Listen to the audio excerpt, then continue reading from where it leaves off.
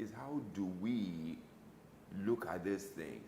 As you said, I doubt if you walk down this weather, you won't find where you can buy it. And it's not limited to motor. You see, the wrong impression we've always had. We thought people who do drugs are motor park boys, rascals. Is not true. Big people, I mean, some experiences we are seeing lately have shown us that big people do. If you want to see some of these things in some areas of secluded areas of Lagos, highbrow areas, is to watch during break time. When you see, what do they call, yuppies, leave their offices in suit and everything, you see them drive to a house. They're not going there to have, just sit down. There's something that's going to happen there. Many of the parties today that are highbrow are drug fed. So we need to be aware, and you probably also have noticed or seen from when they has done, many of the cookies, many of these things are bought online. People are making drugs and putting them in food materials and selling them to young people. And so that's why we need to worry. And when you talked about tackling it and about the availability, look, whether highbrow or anywhere in Lagos, there's no place, there's no joint. You know, that's something that's very scary. You said there's possibly nowhere in Nigeria, no part of Nigeria where there is no joint, drug joint. What I have found is that even the drug of use, the preferred drug of use, differs from region to region. Absolutely. So that's like a hydra-headed problem. Good. You know, you've just touched on something that I'd like to elaborate. You know, in CADAM, we sat down and looked at the spectrum of the things available, and then we came to a classification. 4 groups. The first one is socially acceptable, alcohol and cigarette. Go and check today. There is no alcohol you will not find in sachet. And why do they put it in sachet? The man who cannot buy the bottle can buy the sachet. The sachet is about 20 naira. So when you go to the joint, you see them buy like 2 of them, using them, release the amount, put it out, and then begin to use the drug of that day. And then so it allows students to buy it. And then let's go to the next way, which is illicit. Illicit classification, which everybody knows. Heroin, cocaine, marijuana, skunk, and all of them. And all of them. Illicit because they're illegal. You can't carry them on your person and then take them, you'll be caught. And then the third one is prescription drugs. Something like tramadol, something like Refnol, something like Valium, something like injection pentazocine. These are drugs that are prescribed in hospitals for moderate to severe cases of pain. One of the things we're beginning to find that is scary, and I'm talking very responsibly because they are being called to come and intervene. There's a particular drug called injection pentazocine, which is you can get on the counter. They call it Fortwin. It's a painkiller, which is usually used for sicklers, which has been corruptly used carelessly for sicklers. If you give pentazocine to someone, in 5 minutes the pain will disappear. You will see and say, hey, there's no pain. So it's become common because you can get it everywhere. Doctors, nurses are also beginning to abuse it. And also things like pethidine, drugs you can get in the hospital. I mean, Refnol is a drug of prescription that people get. Most of these, all these drugs that I mentioned, you can get them across the counter in Nigeria, prescription. So that's the 3rd category. The scary one is the 4th category. We call them miscellaneous. Why do we say miscellaneous? Because you can't classify them as drugs. Petrol, nail polish remover, gum, Evostick, something like toilet fumes, pit latrine, or if a non-flowing gutter, the stuff are taken and built into a mold and put fire to it, and then they inhale it. You see, this is not localized to Nigeria. I saw it in Kenya when I visited Kenya some years ago. Some young, you know when you see people go to dung hill to begin scavenge, you watch some of them. They will sit down, put fire to it, and stand around it. The fumes that come out produce something like methane. which is also something that they inhale. So that is why we should worry, just as you said. If I can't afford cocaine, I will afford something in that category that gives the same effect in lesser category. And then lizard dung. People will gather the white part of the lizard dung, grind it, and then put fire to it or sniff it. Oh, no. And also, in around Pakistan, Eastern Asia, they use scorpion. They will kill scorpion, dry it, and then use it to see. In Nigeria, there's something called gegemu. You may not know it. People in the villages know it. There is a natural growing plant that they plant behind the house to drive snake. It has fruits.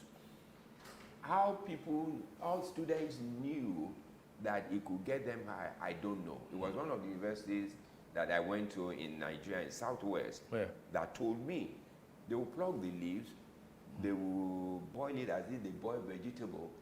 You can't take the fluid neat, extremely potent.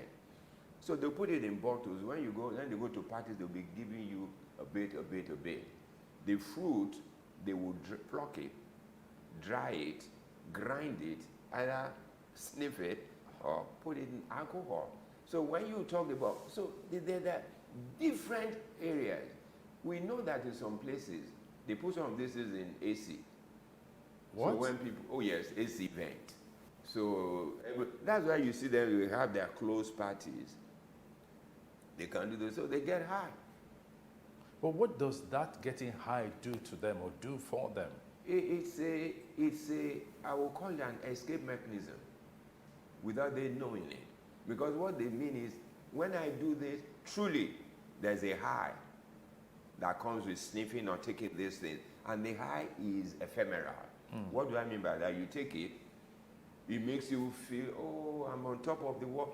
Your problems, your pain seem to disappear. But it's like a Mexican story. A man carried a lot of load on his head. And he said, let me rest. He put it and he sleeps.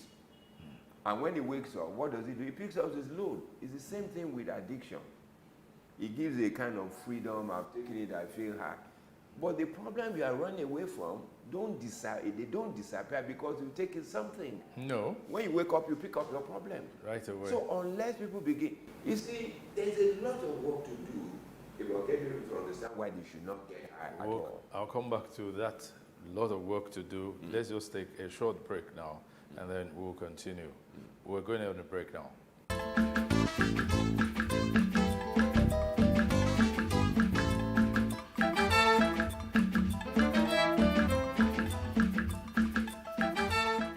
Welcome back from that break. It's still Timeless Conversations with Dokun Adedeji, my guest. Yes, we're talking about drug abuse, the prevalence of drug abuse, and you were alluding to how it is so widespread, the 4 categories. What's the way out? You know, honestly, I'm not as pessimistic as some people think about this issue of substance that we can't get out. We can get out. Yeah. But it takes complementary effort. And for us to understand that it is not the NDLA stuff or NAFDAC stuff alone, you know. Okay. It's about all of us. And I'll tell you how and why. To start drugs, many times we find out it starts from the home. I'm not saying that every home that has a problem, their children will take drugs. No. But it gives them there's something. There's that a gravitation. Absolutely, that then pushes them to take it. The thing is, primarily, that I say today is parents must be parents again. You and I grew up in a society that it takes a village to train a child. Yeah. Your neighbor can first of all push you by the ears and bring you to your parents. No, flog you mean? And flog you. Yes. And then still bring you to your parents and parents And will they'll flog you. you. Yes. It doesn't happen today. Yeah. Parents go to schools to beat up teachers. What are you telling the child? He can get away with blue murder. Many parents don't know their children. Yeah. Because they are in economic pursuit of happiness, in quotes. Everybody wants to work. Everyone wants to be like the Joneses. You see, there's something that I tell people. You know, in psychology, there are three psychological components of the human person: the id, the ego. This. Many of us, no matter the level we get to, still suffer from deficit in ego. And the ego is, who am I? Many of us don't know who we are. We have not sat down to say, who am I? What is my purpose on earth? I didn't just get born because I want to be a part of a number.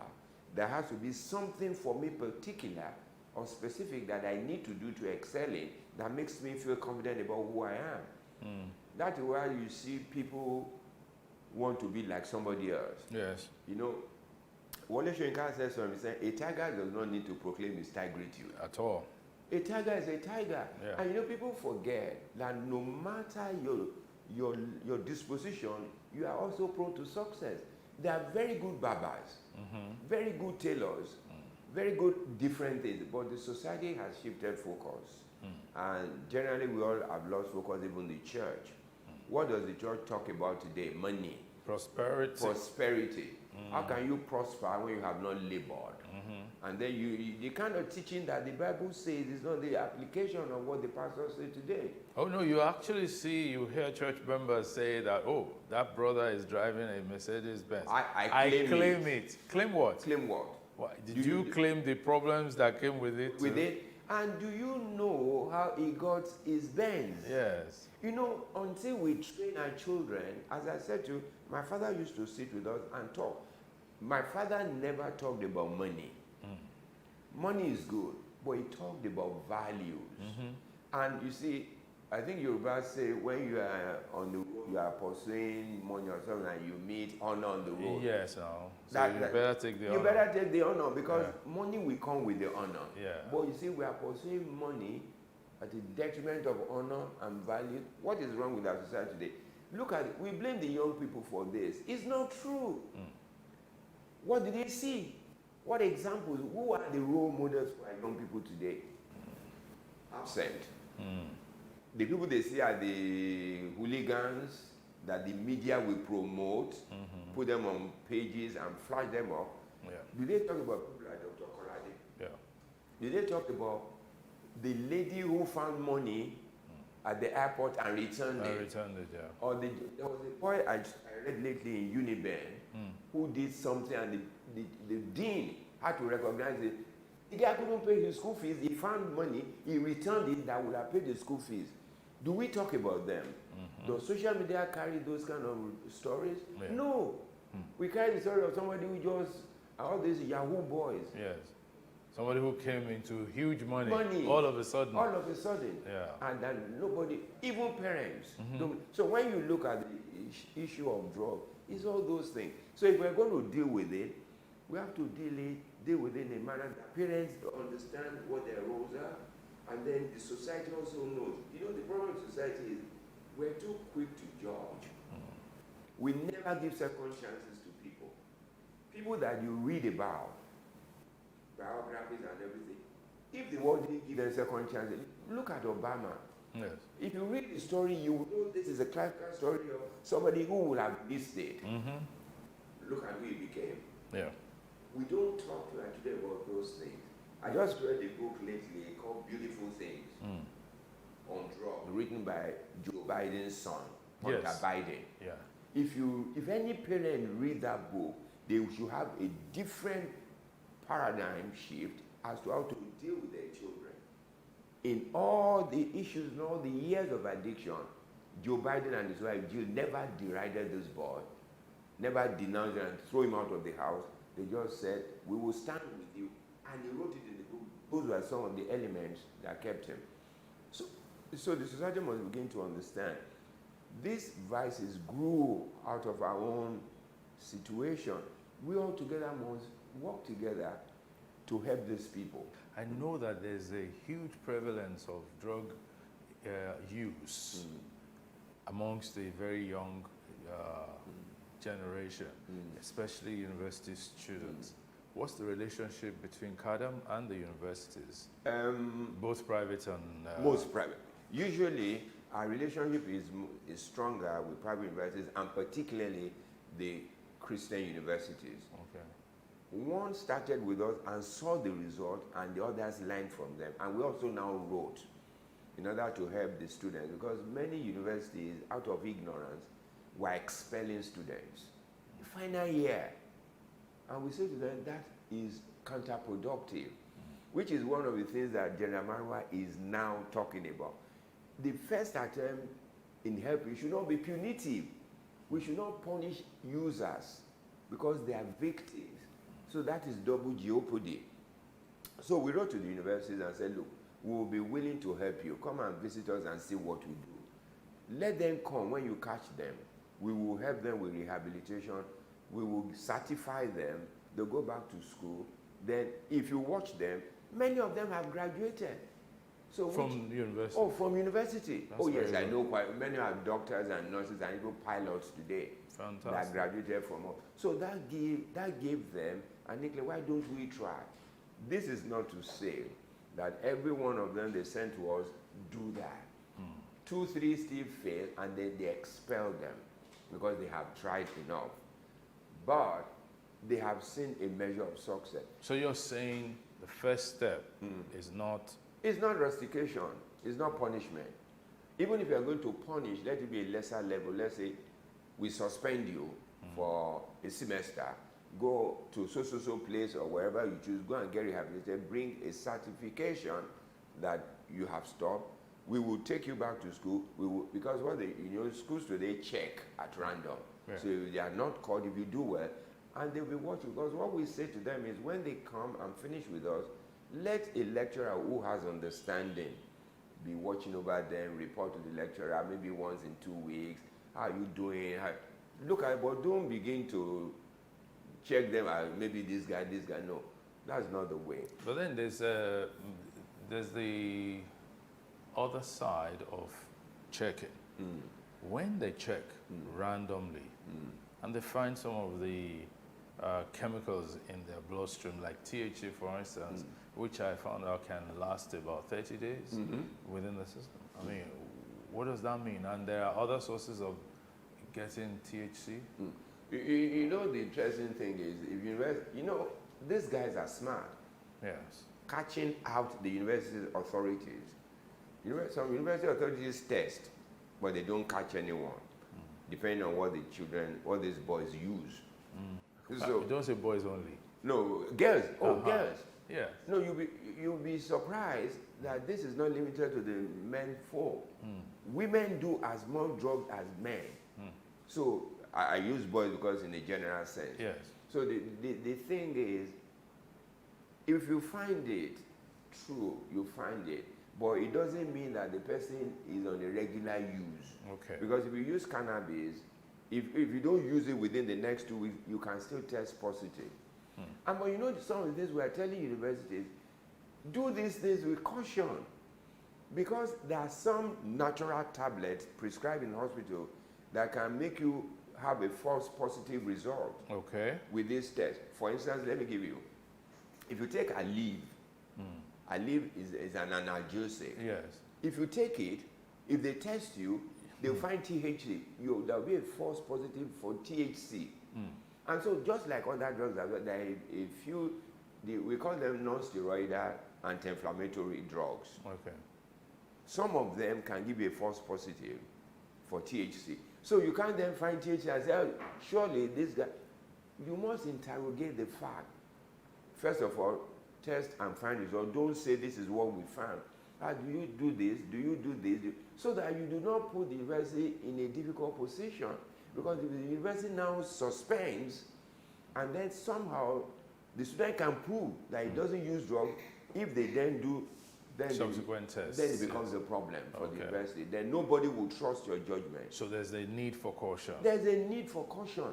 And you see, one of the things we also told the university, who catches someone to take for test?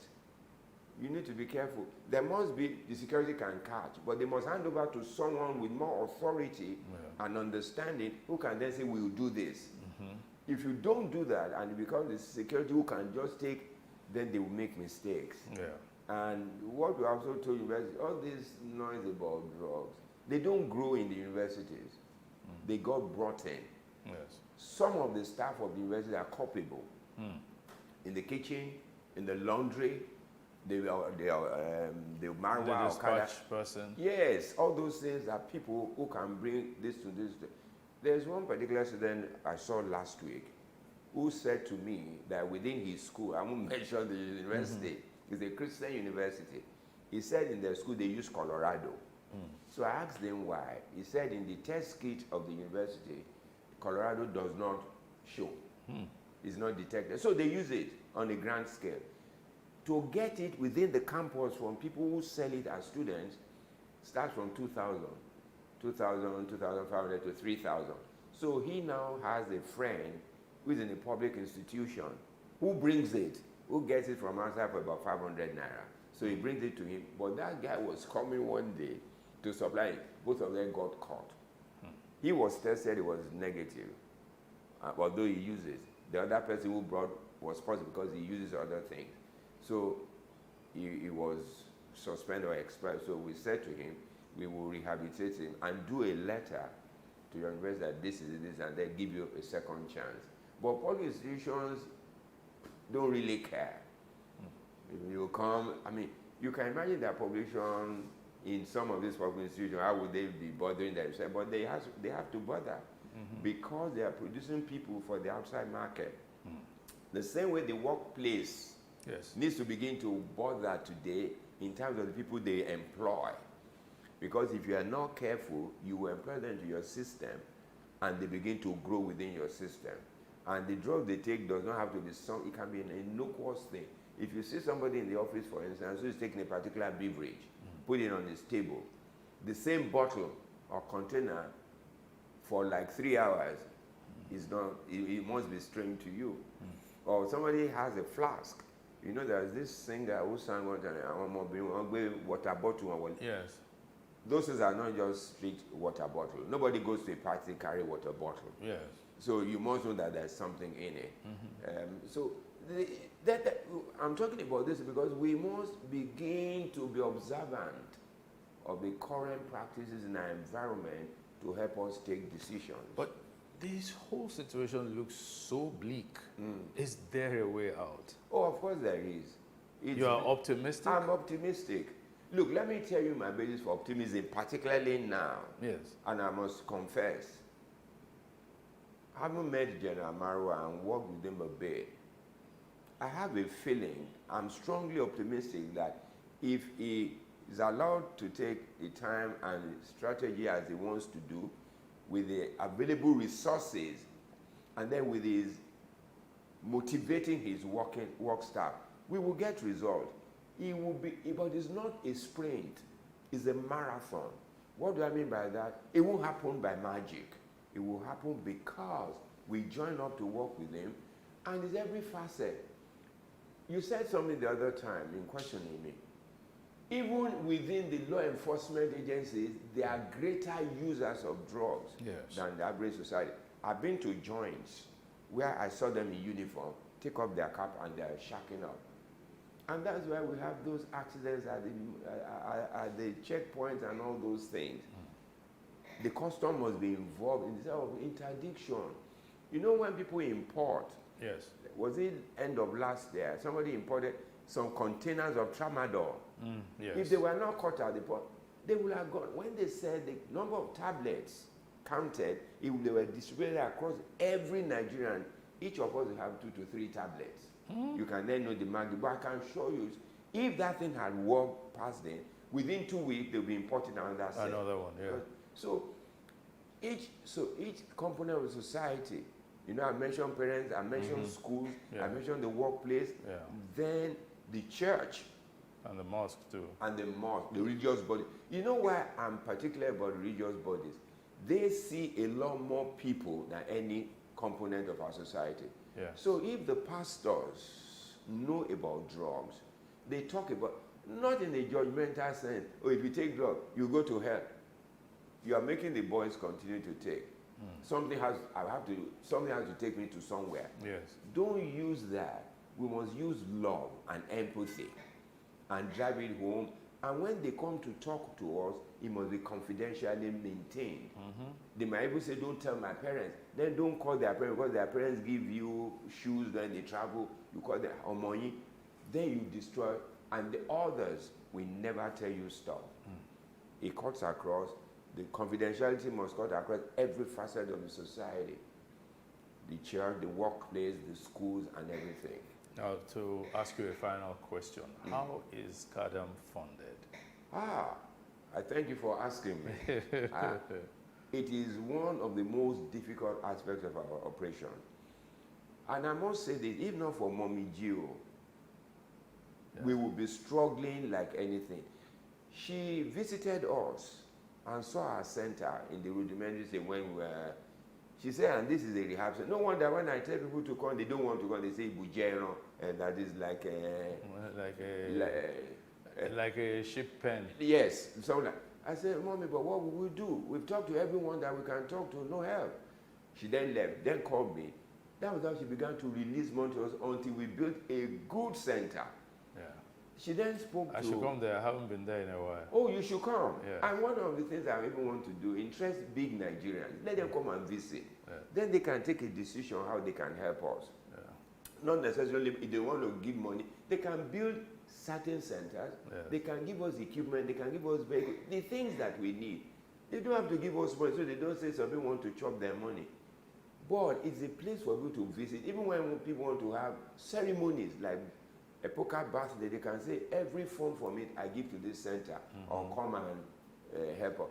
But finance is a major issue. The church gives us money, which today is like what we use to pay salaries to buy food, because the program is free. Yes. The program in Ekwe is free. We don't charge a dime for it, and they spend a year.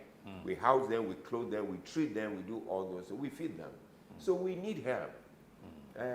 If we get help, we'll be on top of it, we will do much more. So, call for help. Call for help. Talk to the...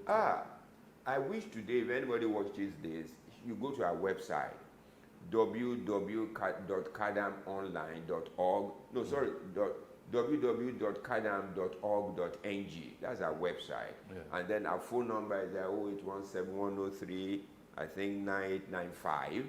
Our phone number. Our office is in Ikeja, Agidingbe, 5 Yusuf Close, off Sadiku Street, off Amaro, behind Zenith Bank. Come and visit with us. If you come, you talk to us, we'll take you to visit. You will see these people in flesh. You see the faces of addiction. And then you can see there is hope. That's why I'm happy. And I'm pleased to say to you that it's not all bleak. It looks bleak today, but there's light at the end of the tunnel. Thank you very much, Doc. Thank you. Papa. Thank you so much. My guest today on Timeless Conversations has been Dr. Dokun Adedeji, an altruistic person, totally selfless. It's been a pleasure having you. Thank you so much. Thank you. And we'll follow up on what CADAM is doing. We'll come there. We'll be glad. We'll come there. We'll come there. Maybe we can do a special one. I think you should. Site. I think you should, and maybe also get somebody like General Mara to talk to us. Yeah, we'll reach out to him. We'll reach out to him. Thank you very much for watching. See you some other time. Bye.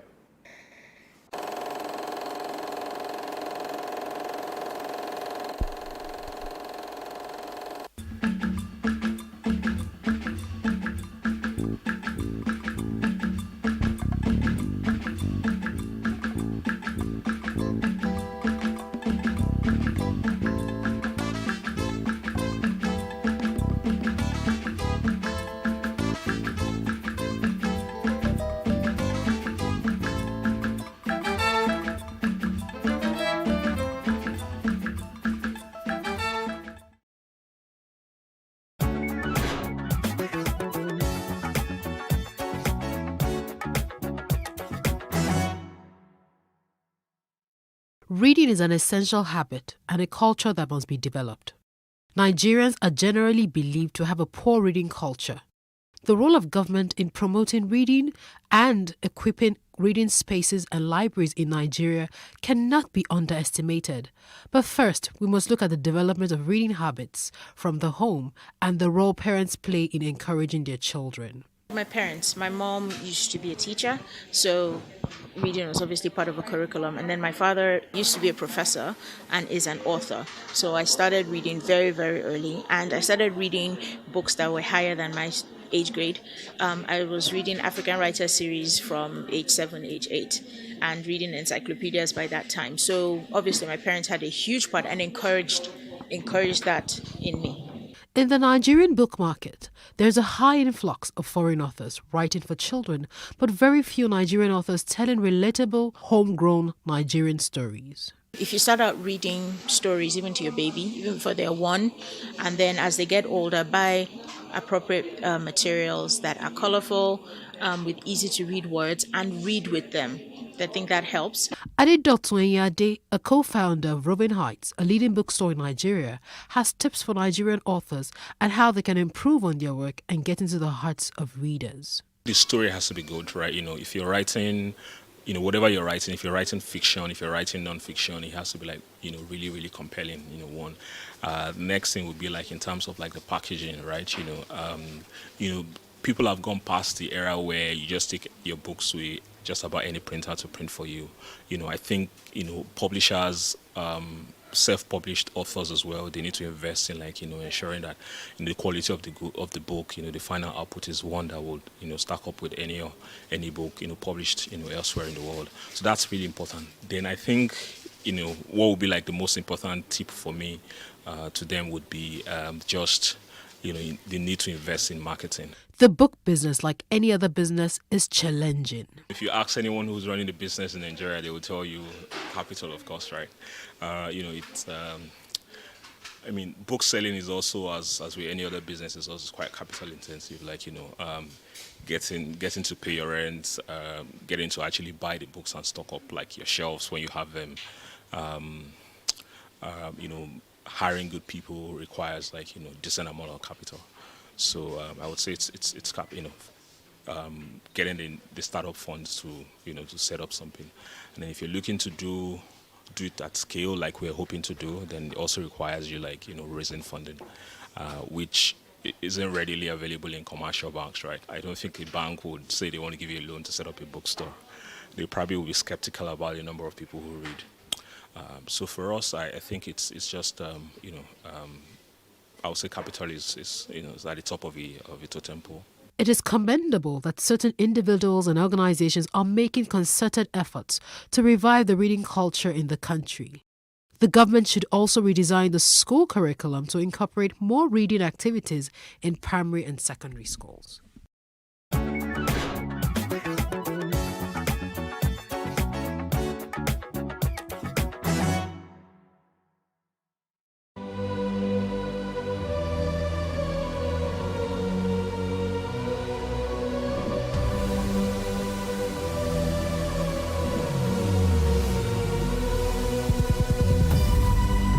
What we do not understand, we will stigmatize.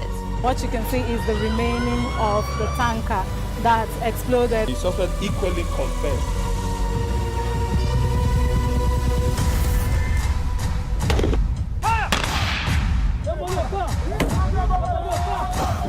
A 500 naira they collect them. If you no talk, then go beat you. Now 2,500 they pay.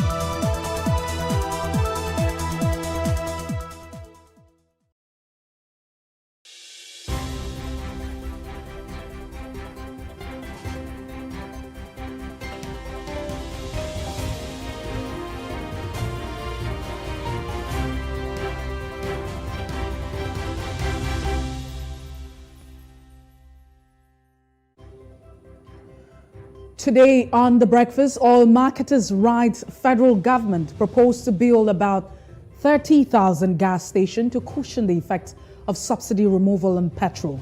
We'll have in-depth analysis as we proceed on the show.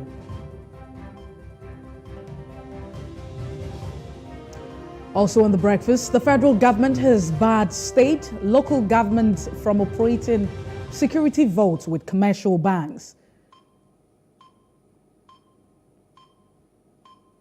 And don't forget, we'll also be looking through today's newspapers, analyzing the biggest stories of the day.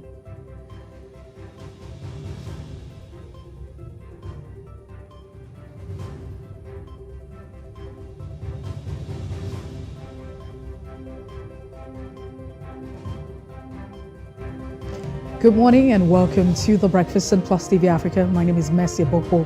We're broadcasting live from our studios right here in Victoria Island in Lagos, and the holiday is over. Welcome back to work. Hopefully you're on your way to work. You're probably seated. Then it promises to be an amazing time. Sit back and we will run through the entire show this morning with you. As always, we start off with our top trending conversation. And the first on the list, we probably do have, a track to this effect. Let's quickly run this. A police officer was filmed assaulting a young man in Port Harcourt. Let's quickly take this one.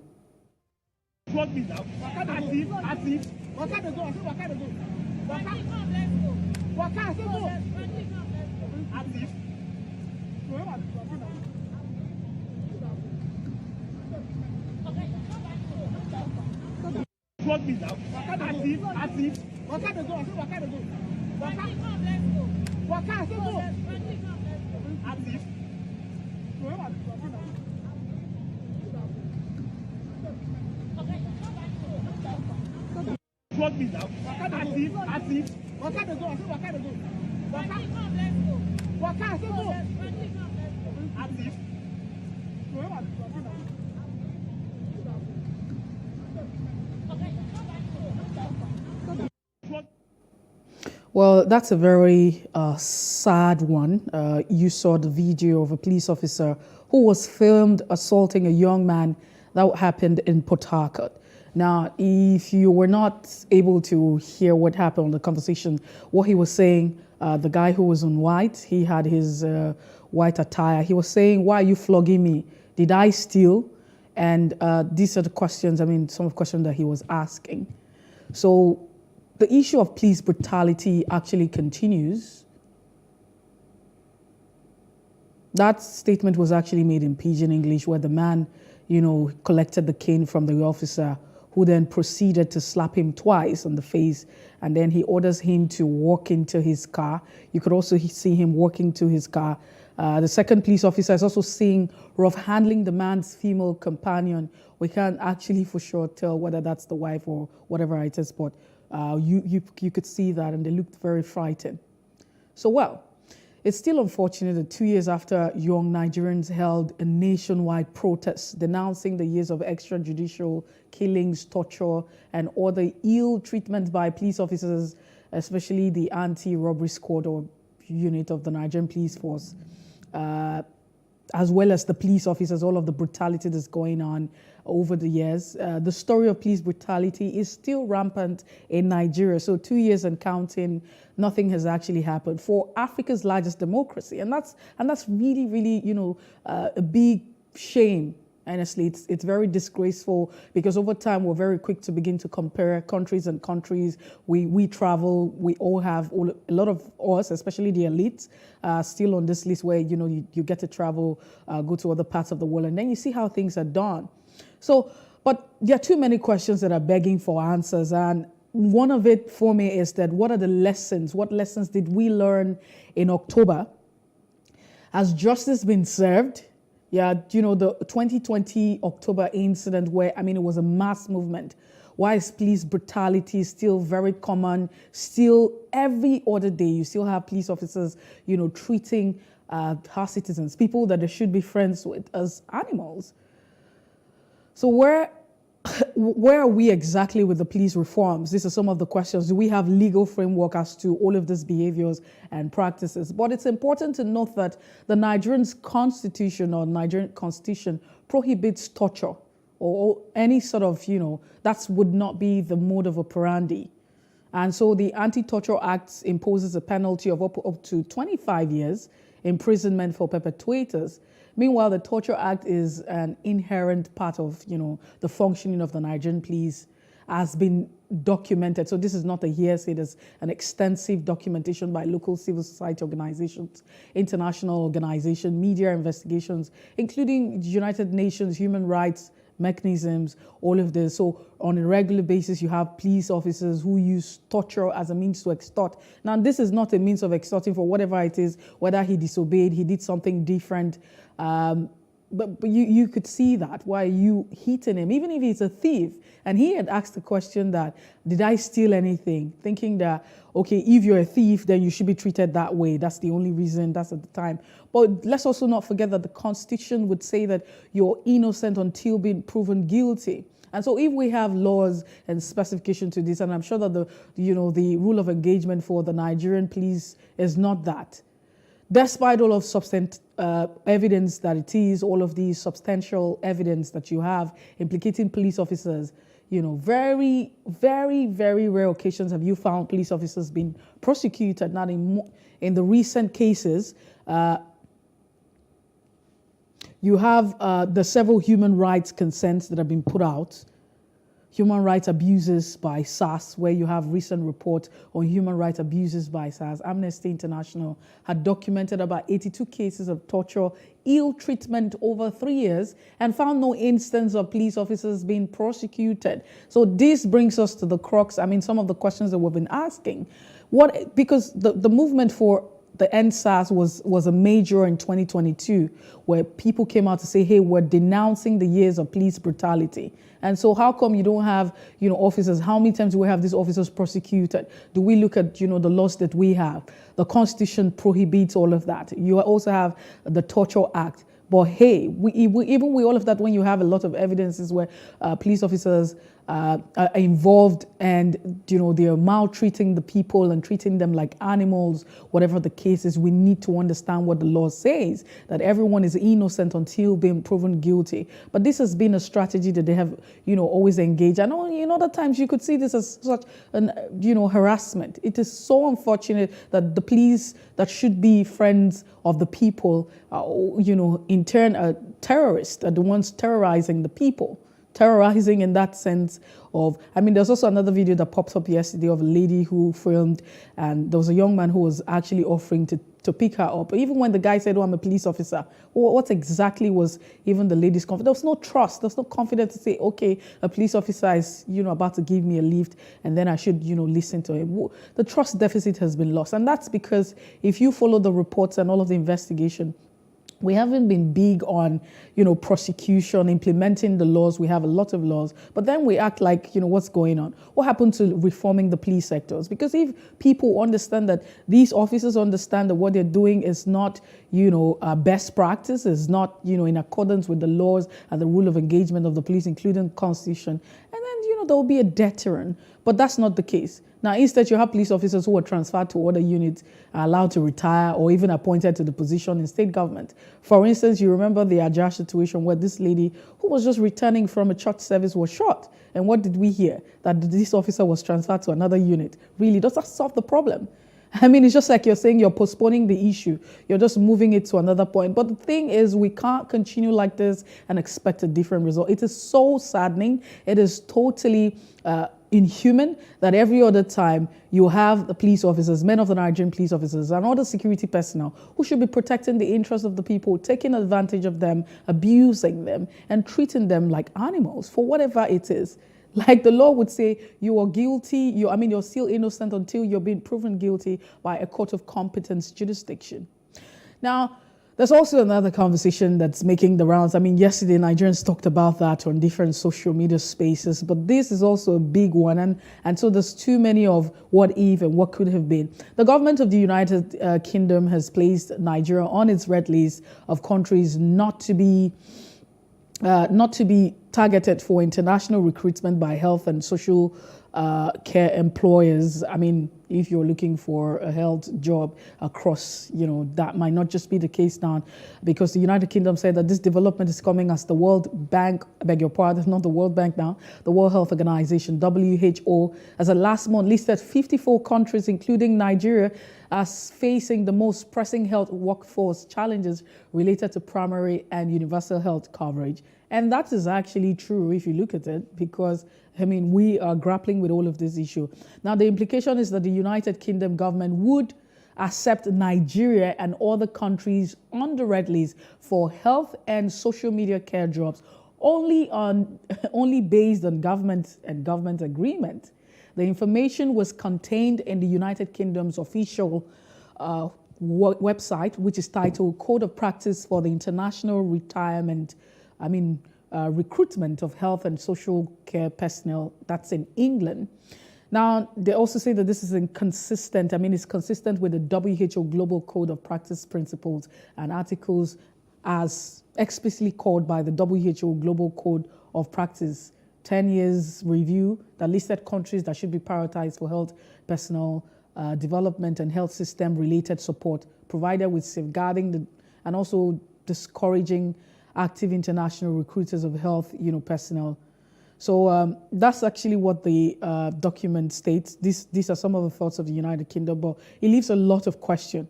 Don't forget that the House of Representatives recently passed a second reading, which seeks to tie down Nigerian trained medical or dental practitioners for a minimum of 5 years in Nigeria before being granted a full license. So it leaves a lot, of questioning. Could this be a collaboration? Don't forget that, they're saying that if we are going to consider, you're on the red list, but if we're going to consider there are a lot of factors that have been put why you're on the red list, for whatever it is. These countries are sovereign countries, and then it's expected that their sovereignty, whatever they decide to do in their country, is their country. But at the end of the day, don't forget that these are some countries that are big on human rights, they are big on global peace and prosperity. Again, you begin to see some policies, and then you begin to question what exactly happens to some of these treaties and agreements and all of the mounting that we say. Does this really not infringe on the human right as much as the sovereignty of a nation, especially for the United Kingdom, which colonized Nigeria? Too many questions, begging for all of these answers. But it's leave a lot of people wondering if there's a connection between, the bill that has scaled second reading, trying to, trap everyone. Okay, it sounds like trap, but that's exactly what it is. Grant medical license to medical or dental practitioners for a minimum of 5 years. You have to practice for 5 years before you're being granted a full license. And then if you look at, the other part of the conversation from the United Kingdom, they're saying that if we're going to consider health practitioners or medical practitioners from this country, especially for Nigeria, then there has to be a government-to-government agreement. And some people are saying, this might just be the Nigerian government getting in talks or in bed with, the United Kingdom, trying to ensure that this becomes a reality. But fingers are crossed, there's no proof to all of that. It's just, a theory of conspiracy. That's what it is. Now, the next one, I think that those who are very big on borrowing, on these loan apps. There's apparently nothing wrong in borrowing. The only problem is when you do not pay. And on the other hand is people begin to question what you borrow for. For instance, if it's a government, are you borrowing for, frivolities, or are you borrowing for infrastructure? Or do we see what you're borrowing for? However, the Nigerian government has announced that, the loan apps on the Play Store will no longer be able to access their users' contact or photos from May the 31st. We're still in April right here, 2023. This policy is in line with the government's recent effort to prevent loan app firms from invading customers' privacy. And I know that, there's been a lot of outcry because sometimes you have a party. So let's even say Mr. B, decides to visit one of these loan apps, and then he takes credit. And at the end of the day, I am the one who is receiving all of the information. They have my number. They're sending pictures and random messages. And that can be very, very scary. There was a time I saw a text message saying a certain person is a criminal. Do you know, I was really worried because I knew this person. I'm like, he's a criminal. He's defrauded a certain company and what have you. So the federal competition, that was actually a very scary one. And a lot of people are not very comfortable with the fact that you are invading the people's privacy. And, there's a lot to grapple with. But then, the federal government has done this one. And I think it's, worthy of commendation. So yes, we say, a bravo to the government, the federal government. The federal government's Competition and Consumer Protection Commission had recently registered, 170 loan apps out of the 200 operating in Nigeria. However, Google also, it's in collaboration with this one because in April, recently, there's a policy update that stated new policy would provide, a way for loan apps users in Nigeria and other places where crude loan retrieval methods have been, a common practice. So the updated policy prohibits personal loan apps from accessing users' contact or photos. The policy also introduces additional requirement for, personal loan apps targeting users in Pakistan, including the submission of country-specific licensing and, other issues right there. As the documents prove that the ability to provide or facilitate personal loans is, very apt. I think that Google is also, doing her best to protect consumers or customers' privacy. So the policy follows Google's recent announcement of update in its the developers program policy. And this update mandates digital money lenders in Nigeria, not just Nigeria, but you have India, Indonesia, Philippines, and Kenya to conform to regulatory rules or face removal from the Play Store by January the 31st. But we are already here, and this is April. So how far has Google fared? How many loan apps have been yanked off the Play Store is another thing. And what's the government doing? Because in most cases we have too many laws, but implementation is the case. And so if we follow to the latter, then it's expected that we get a different result.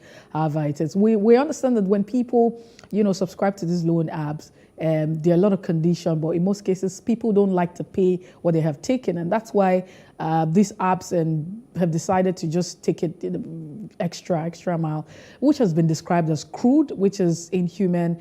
It violates the customer's privacy, however you want to look at it. But hey, this is to you too. If you take money from a loan app, please also have the same energy, keep it 100, try and pay back, because it doesn't make any sense.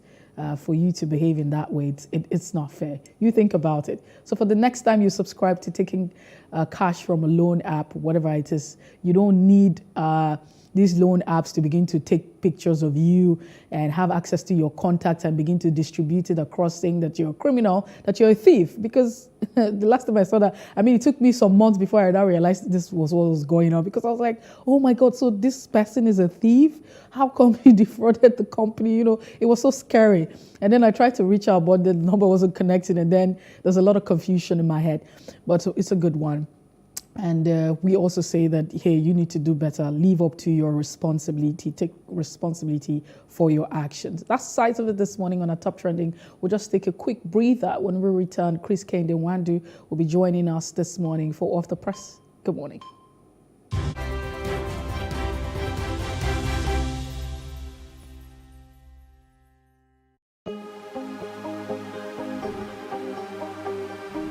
This is it for upcoming artists to blow in Nigeria.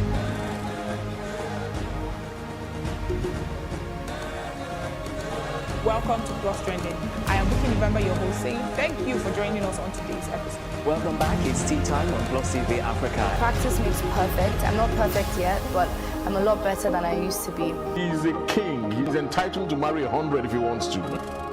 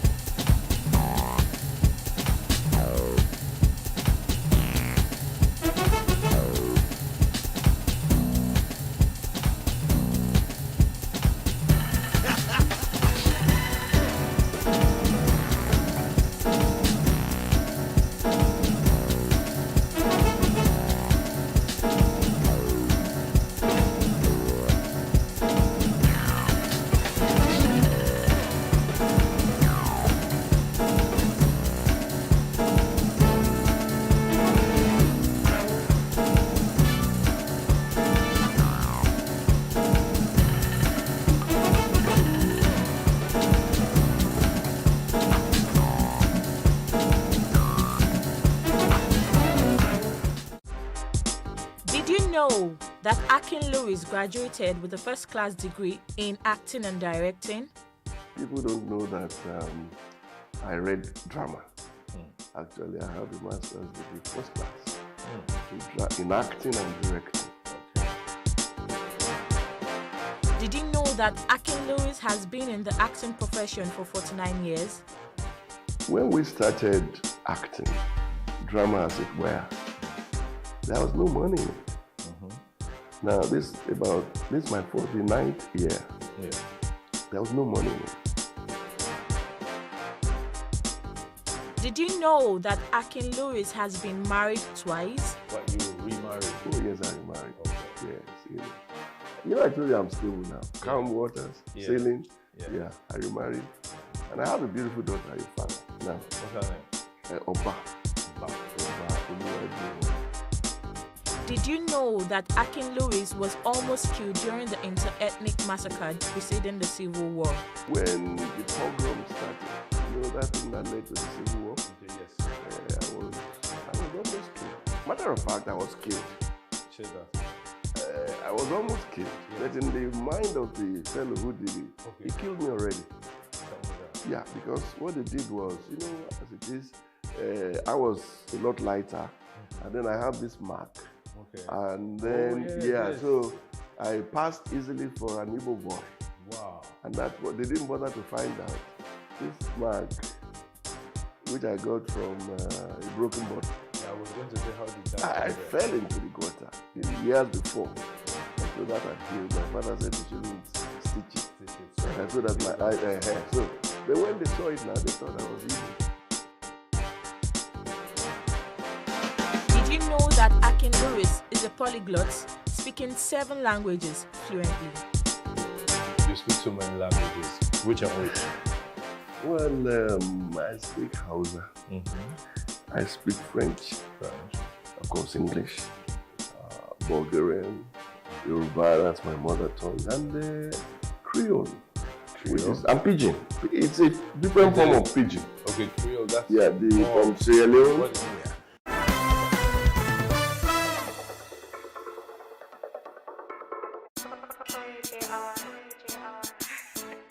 ẹgbẹ́ ilé tí mo ṣe mechanic wà ń bẹ̀ bó ṣe máa ń tú bó ṣe máa ń ṣe mo ohun mi mo ṣe decide pé ok nǹkan tí man ń ṣe yìí màá try láti máa ṣe mo explain for ọ̀gá mi pé this is what I want to do pé ẹ jọ̀ọ́ ẹ máa fún mi láyè pé bí wọ́n ti di ìrọ̀lẹ́ máa lọ sí school Federal College fún theory for theoretical aspect so màá lè máa ṣe practical níta ọ̀gá mi dẹ̀ allow mi so tí n bá ti kó níbi iṣẹ́ ní nǹkan bíi 4 so màá lọ sí school so àǹfààní yẹn mo rí pé ó really help mi gan pé àti bí mo ṣe máa approach customer nsìn ó máa yàtọ̀ sí bá ṣe wà bí mo ṣe wà lọ́dọ̀ ọ̀gá mi báwọn ọ̀gá mi ṣe approach customer bí mo ṣe máa approach wọn sìn there is a difference and the way bí mo ṣe máa handle iṣẹ́ ìyàtọ̀ wà ń bẹ̀ náà fún àwọn tó máa sọ pé tíyẹn bá ti kàwé pé kò lè dèèyàn tíyẹn bá ti kàwé yẹn kì í ṣe excuse pé èèyàn ò lè make ẹ̀ ẹni tí ó kàwé yẹn ó kù sí ohun gangan fúnra ẹ̀ lọ́wọ́ láti make up mind ẹ̀ tíyẹn bá ti kàwé sí yẹn pé kò lè jẹ́ èèyàn kò lè ṣe nǹkan no it's not like that. I see this work as my ladder of progress. I see it as something that if I am serious about it, I'm going to make it in life. I am very proud of this work because it's a work of an idea. It's an idea work. It's a work that you can boast of maybe when you fix a car and it's work fine. You are good to go. I see it as a very fantastic job. In the nearest future, I want to be a very great man and how to mingle with people. I like music, I want to be a musician, but at least I need something like handwork to help me, and at the same time I want to have my own mechanical company that I will be in charge, and that's all. My very advice for those that are not in school, go and sit down and think of the kind of vocational work that you can learn that you will gain from. So they have to sit down, think of what to do. If you can't learn handwork, go for something creative, create something and sell out, do business and make money. Before you know, you make it in life. Instead of roaming around with friends or wasting your time.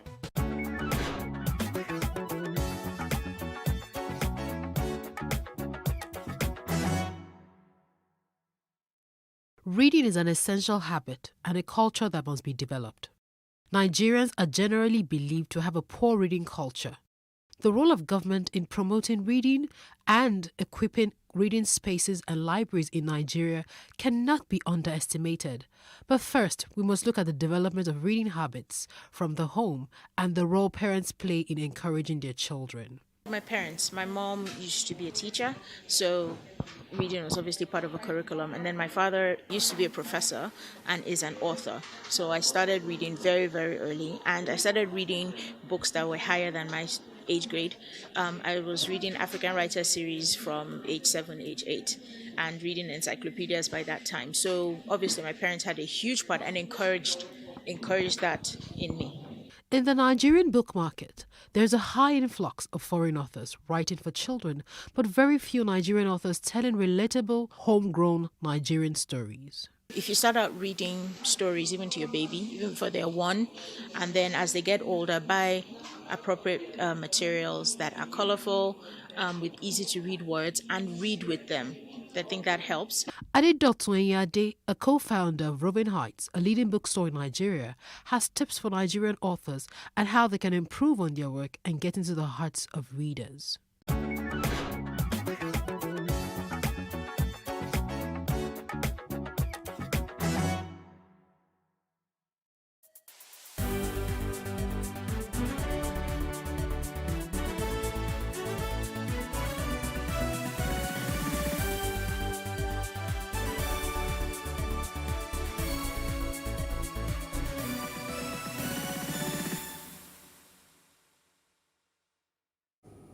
And we're back with The Breakfast. Chris Kende Wandu joins us this morning via phone. He's a United Kingdom arbitrator.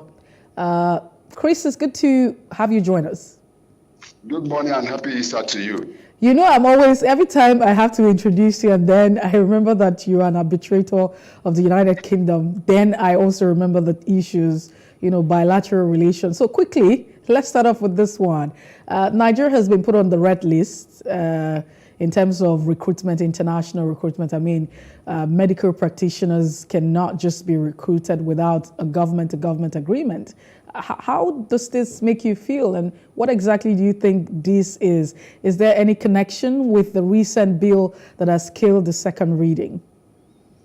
Oh, no.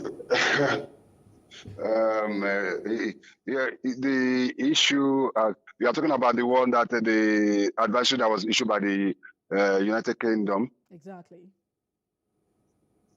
Yes. Okay. Don't forget, taking it from it, it's not about Nigeria. About 53 countries were involved. So it's not just about Nigeria. So we cannot even make it a Nigerian affair. But the issue as it were is that, for me, it is an opportunity for us to look inward and continue to make sure that we do the right thing by making sure we provide the necessary environment, enabling environment for our practitioners to practice. When you look at what is happening, the rate at which our medical practitioners, doctors, nurses, and the like traverse all parts of the world and to practice, you've come to see that it's so much of brain drain for us. We don't even have enough. But our government is not even doing the necessary thing to be able to make sure that these professionals, we're able to retain them. It takes so much to be able to bring up these professionals, these doctors, these nurses, but we just treat them a bit like, even to the extent that Minister of Labor at a point was saying that we have more than enough doctors that anybody that wants to go out can go anywhere. That is even a medical doctor. So it is just it's so terrible. What's that? But I think it's more of an advisory from the latest report. Was even this yesterday, the Nigerian Medical Association and NAROD issued a statement that will not affect the migration of Nigerian doctors. Let's even take it that United Kingdom is placing some kind of a restriction on doctors and medical practitioners from this part of the world. What of other countries? United Kingdom is one out of several hundreds of countries across the world, and Nigerians can find themselves anywhere they want. So to me, it's no big deal, sincerely, between the two of us. I don't think it's a big deal. All right, then let's quickly turn our attention to the Punch newspaper this morning.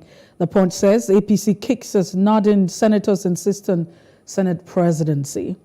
Ndume, Kanu, and Niger senators poised to contest, says Senate needs competent hands. Again, this is always, the conversation when you talk about zoning. Any Muslims aspiring to be Senate president lacks respect for constitution. This is according to the vice chairman. APC yet to decide on zoning, but won't allow another Saraki Dogara scenario. This is according to the spokesperson. These are riders you find underneath. Now, still looking at the Punch, more interesting headlines on the way. Buhari should suspend fuel subsidy removal, declares marketers.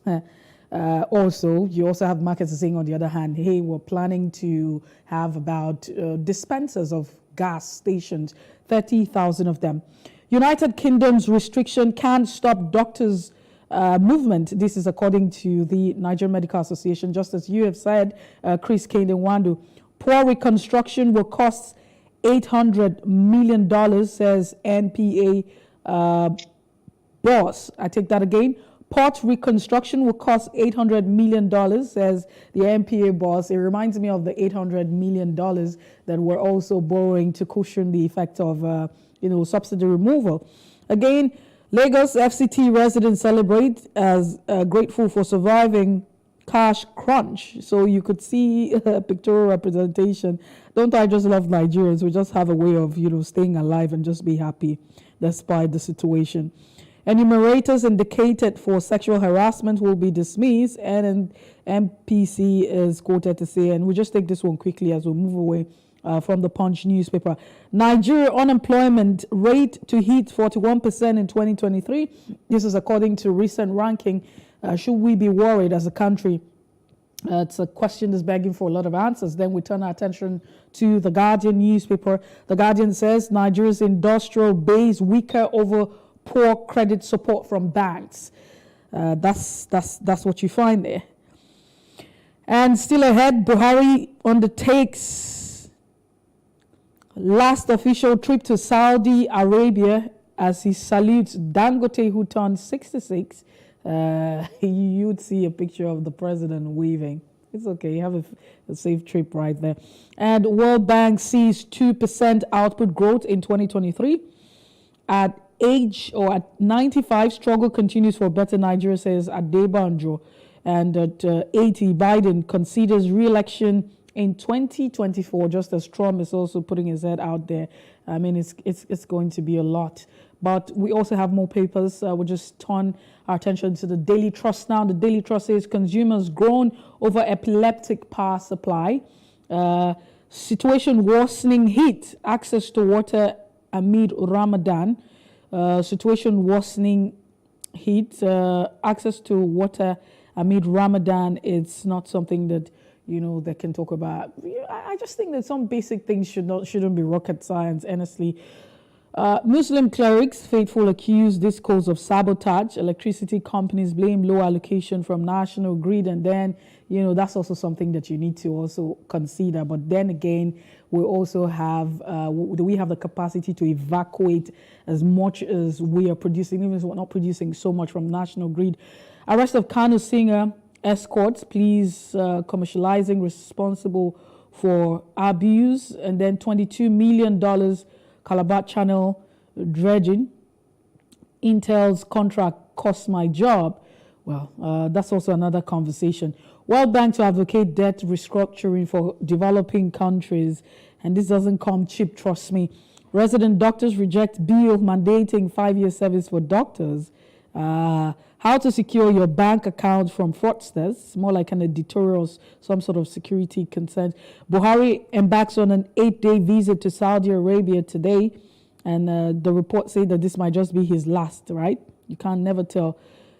Beer attacks as sacrifice for new Nigeria. Obi tells supporters. That's it. We would look at the leadership now, just before we have our guests. APC had daggers dawn over zoning of NAS leadership. 48 days to go. Presidency defends President Muhammadu Buhari's performance. Tambuwal petitions INEC over relisting of polling units for rerun. Then again, you find insecurity, remain focused, Army chief tells troops. Well, these are the headlines we take this morning on the paper review.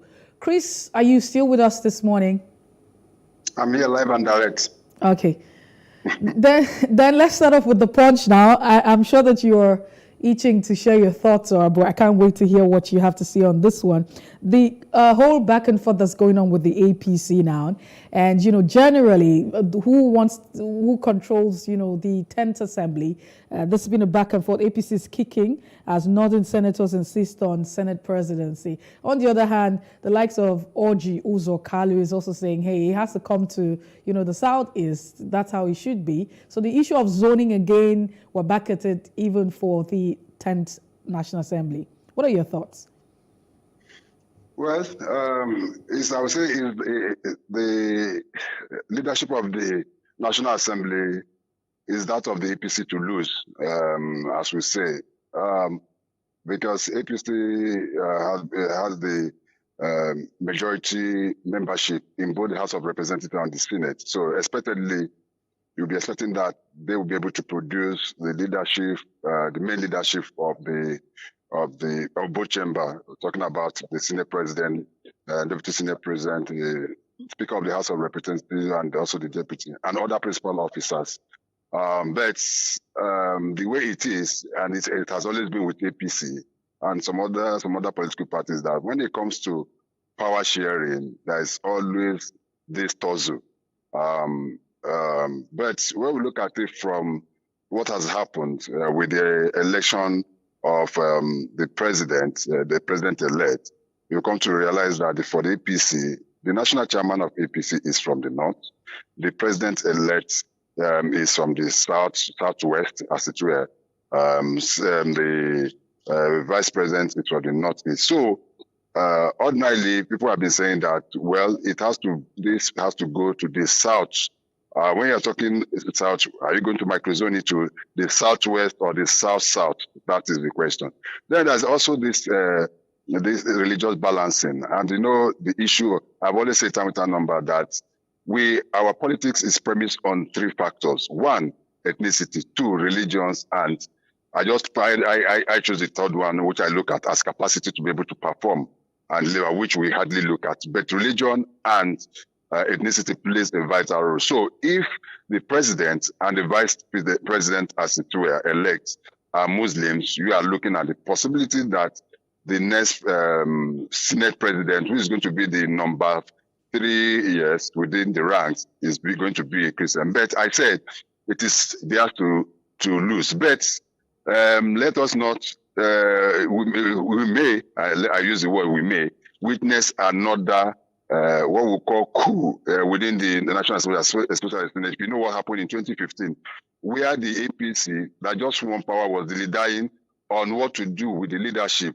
or to pick a leadership. Somebody else, they have somebody in mind, but they are not able to put their hands together. And before you know it, some members of the Senate quickly gathered themselves together and elect somebody that was not even recommended by the party, and that is in the person of Senator Bukola Saraki. That's how he became the president of the Senate, with the assistance of those in the opposition. I hope that lightning will not strike a second time this time around. But wherever it is, they should be able to put their hands together. But if they don't, well, the minority party may also connive with members of the APC and put the rug off there. So we're expecting that in the next few weeks, they'll be able to decide on what to do. But it seems everybody wants to be Senate president, both elected representative from the north and the south. But let's see how this pans out. Chris, except for you and I, I'm not sure that, we want to become the Senate president. That's on a lighter note. But I'd also like to, we're still staying with the Punch now. Buhari should suspend fuel subsidy removal, declares marketers. Now, oil marketers are saying that the president should suspend subsidy removal. Do you agree with these marketers? This current regime says it is not going to suspend subsidy removal. It has said time and time again that is going to be a problem for the incoming government. So there's no way the government that has barely less than about 7 to 8 weeks to go, less than 7 weeks or 8 weeks to go. I don't think this government will saddle itself with responsibility of removing subsidy or not. Don't forget that subsidy has been provided for till about May or June this year. So that issue has been taken. So the current government is neither here nor there. They have already said that they are not going to do it. And the incoming president, the president-elect, I'll say that he will hit the ground running. So the marketer should be talking to this president-elect, not the outgoing.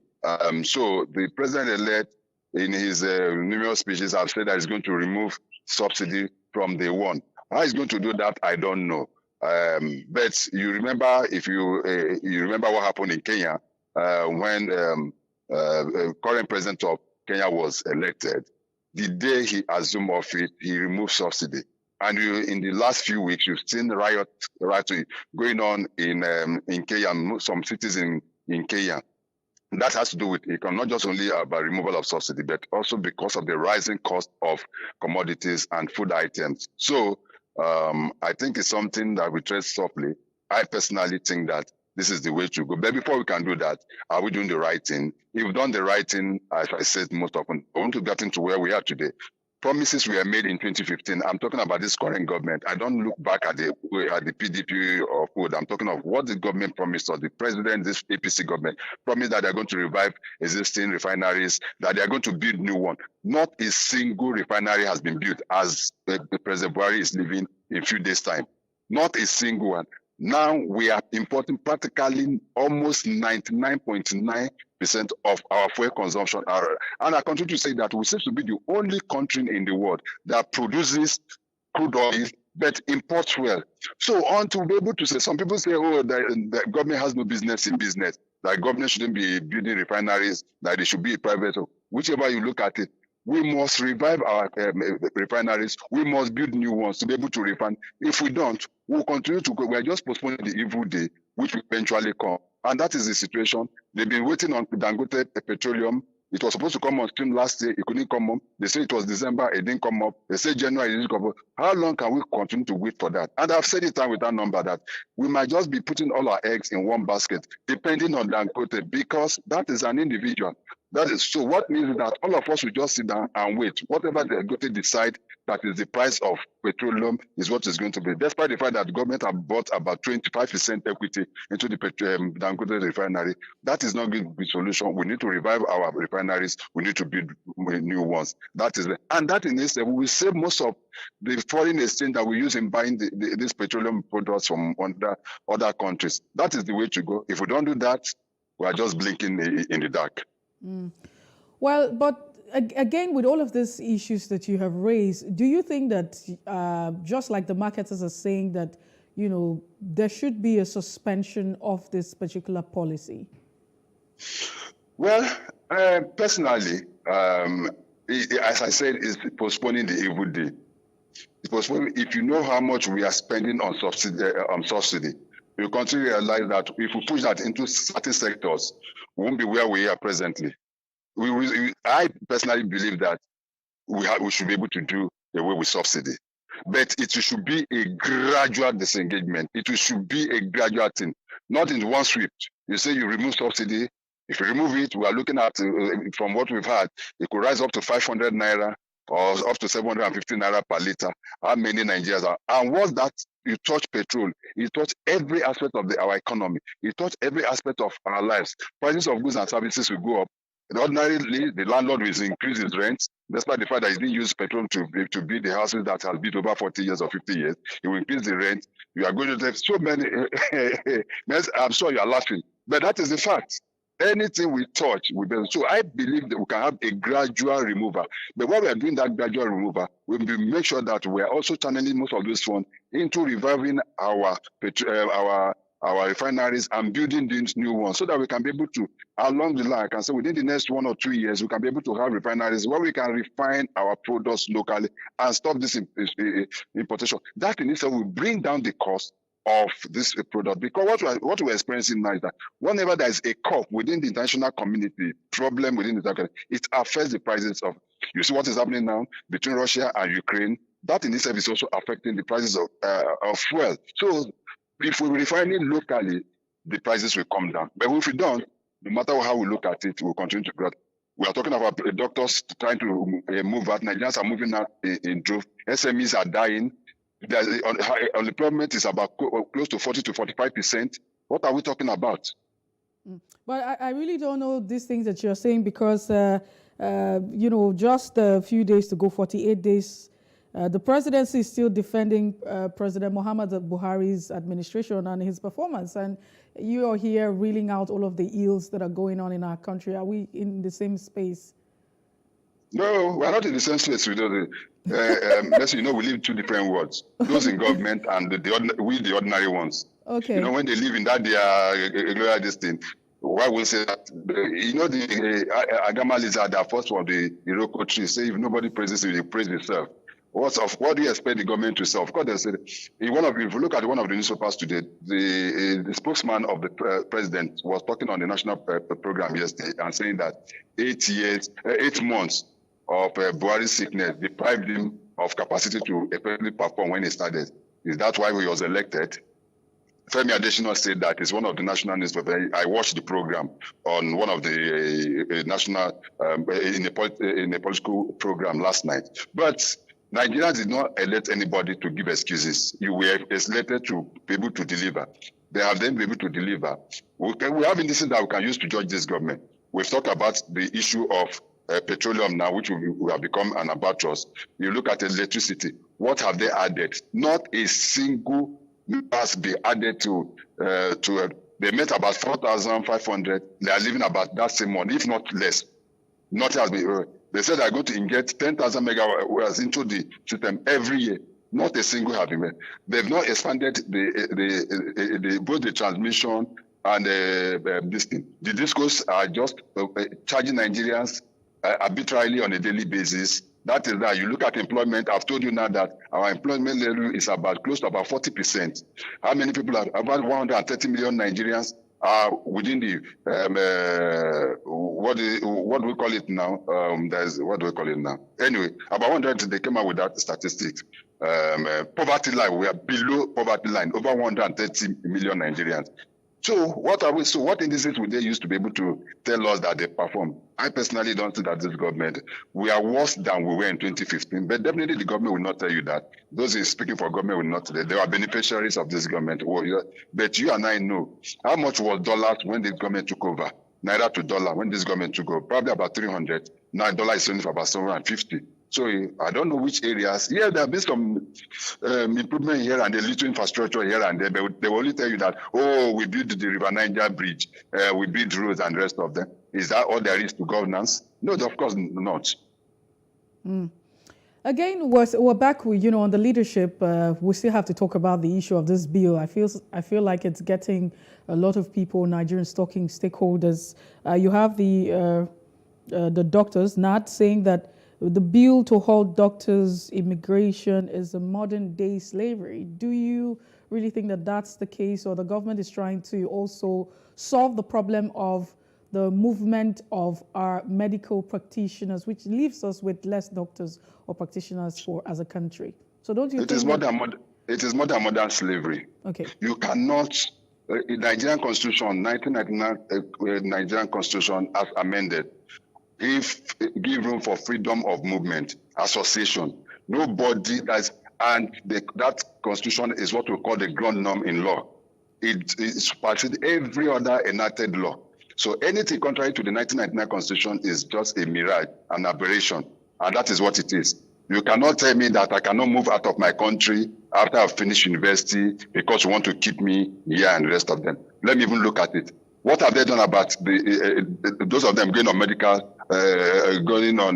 medical checkups and they are abroad? Have they stopped that? We talk about the education sector that is comatose and also have been crying. What of their own children that they allow today? They will make sure that we cripple the education system here, as we was trying for years. But you have all their children schooling abroad. Have they brought up a bit to stop that? So what rubbish are they talking about? That definitely won't fly. So it's just a rhetoric on their part. A medical doctor must stay about 5 years before he can travel. Who does that? In what part of the world is that done? They can't even if they pass the bill, I can tell you that it will not be signed by the president. So they're just wasting their time. They should concentrate on making laws that will improve the lives and the loss of Nigerians, not trying to impoverish us more. I just see that this guys personally. But Chris, why don't you also look at the reason why this bill was proposed? What is it? To stop the brain drain. Which brain drain? They won't be drained. Forget this thing you are talking about. Forget it, Mercy. These guys are just being selfish. I said their children are all over. Their children are all over the world. They are in schools all over. Most of them, if you look at them, not less than 80 to 90% of those legislators, their children are abroad. Are they in Nigerian universities? What type of brain are you talking about? But Chris, you can also take out the fact that, let's see if you look at it logically now. It's a problem that we have a lot of, doctors who are moving away from the country, and it leaves us with less hands to attend to the entire population of over 200 and something million persons. You don't solve such problem by stopping them from it. What you do is to improve the system, to make the system conducive for them, make it conducive for them to practice. If you do that, they will stay. Do you know that some states that have not paid doctors for 36 months? Have you heard what happened in Abia State? We have doctors have been on strike for over 12 months. Have you seen some other states that are not paying them? When they talk about the remuneration, they are not being paid. Do you know how many times doctors have gone on strike in Nigeria because they are not being paid? Are we not in the same country? So how can somebody train up? It is like me. I've read law. I'm a graduate of law. I start practice. I am practicing. You are not telling me so I cannot go out to go and practice in other part of the world just because of the fact that you feel that we don't have enough lawyers in Nigeria, and you don't have that right. I told you that the ground norm we operate with is the 1999 Constitution, and there is the freedom of movement of any individual. So that is a slide on the fundamental right of any individual. So nobody, no legislation can be put in place that can stop them. Even if you do, it doesn't stop them from stopping. Even if you're traveling, you can stop somebody from traveling to go and find his way. Even if you get there, you can just take some other courses, 1 or 2 refresher courses, and start practicing. So let them do the right thing. Let them provide the avenue for this doctor to be able to stay comfortably and do their job in Nigeria. You see doctors performing operation in the darkness because the light is you cannot provide ordinary light. So what are we talking about? Okay, now still on the Leadership newspaper, there's also one, I think that this might just excite you. Talks about the World Bank and the fact that it's advocating debt restructuring for developing countries, asking that we should pay attention to SMEs. Of course, there's also a plan. That should sound like a cherry news, especially when we as a country, our debt profiles seem to be on the high. Last time we checked, we're looking at about 77 trillion naira, if I'm not mistaken. Yes, I agree with Beth. It doesn't seem cheering to me. It doesn't seem cheering. Today I'm just looking at probably the negative side. It's not that people are looking at negative, but the fact is that these are the things that are staring in the face. And the earlier we tell ourselves the truth, the better. We are talking of the SMEs. Practically all the SMEs in Nigeria are dying. Mercy, you know that. There is without power, SMEs cannot thrive. You see the cost of petroleum. Diesel is going to for about 1,000 naira per liter in Nigeria. Diesel, petroleum is very, very, very expensive. I'm far away east, and I know the cost of petroleum here. So you can understand the situation. So it's not just about what we need to do is to make sure that the necessary infrastructures are put in place. Power is here. I've said that if this government alone had faced just the issue of power in the last 8 years, and we've gotten it right, I would have been very happy. I'm telling you, if all they have focused on is on power, and probably the issue of petroleum that we're talking about, I would have been happy, because if we'll be able to improve our power sector, all the other sector within the economy will improve. The SMEs will grow. SMEs employ close to about 75% of the population, or if not up 80% of our population. But when they don't have the right atmosphere, let's say there are some people in even your house, there is no single home in Nigeria, I want to start to be corrected, that does not have a generating set. A generator, as small as the top of my neighbor. Everybody runs on generator. We suppose that's supposed to be a standby for electricity. But now the electricity from the public for the public supply is not a standby for generator. We run generator about close to about 20 hours in a day. How will an SME survive in that? That is the issue. So let us develop this critical area, and I hope that the incoming government will look at these areas critically. Those are areas they should be focused on. If you can be able to, I'm telling you that will drive a lot of people out of poverty because the job is not even there. So people are now engaging themselves in various vocations, barbing, tailoring, vulcanizing, name it. They are doing it. Those are how other countries grow. But if the SMEs are not growing, then the economy cannot grow. And that is the fact. Well, I wish we had more time to talk about, what the IMF intends for developing countries, and Nigeria cannot be left out of it, even when we also have China, who is a large, creditor to, these developing countries, and Nigeria is lending. Is that there's plan to lend in arrears, and there's also, other plan to suspend debt payment at the initial times. Mercy, just a second. Yes. Just a second. The issue of lending there's nothing wrong in lending to developing countries. But the question we've always asked that those money that they lend out to this development, do they use it for specific reason why they were given? You see that in African countries, they get this embezzled. That is what happens. They don't put it into those sectors. And we cannot continue to, when they say they are lending you, they're also lending you at a particular rate, interest rate. That's why they're saying that they plan to suspend it. Sorry? That's why they're saying that they're planning to suspend that process maybe at the initial time, just to make it... Exactly.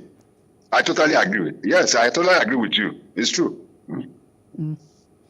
All right, Chris, we have to go. I'm sure that in the coming days we'll have more time to talk about this issue with the World Bank, and especially the fact that our debt profile is on the high. But thank you so much for making our time to be with us this Tuesday morning. We appreciate it.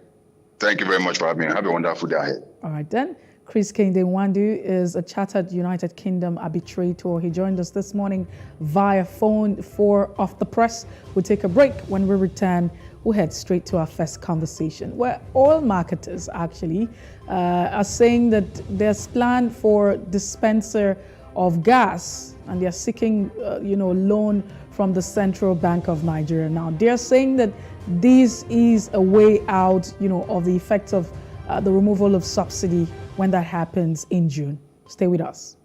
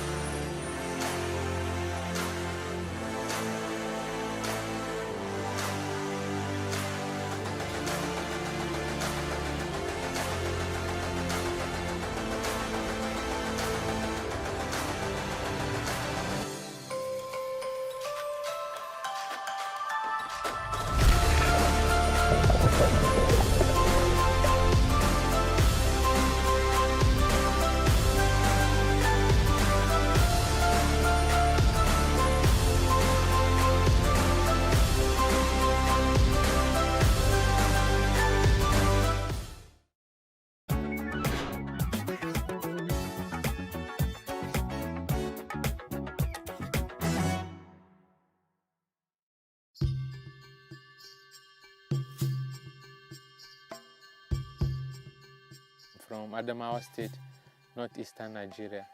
I attended an introduction course in conservation biology, and I realized this was what my passion was. After I completed my master's in the UK, I knew I wanted to come back to my country. I knew I wanted to come and work for conservation in Nigeria and nowhere else. Before WCS took over managing the ranger activity, about 10 to 20 elephant carcasses were recorded, killed by poachers annually.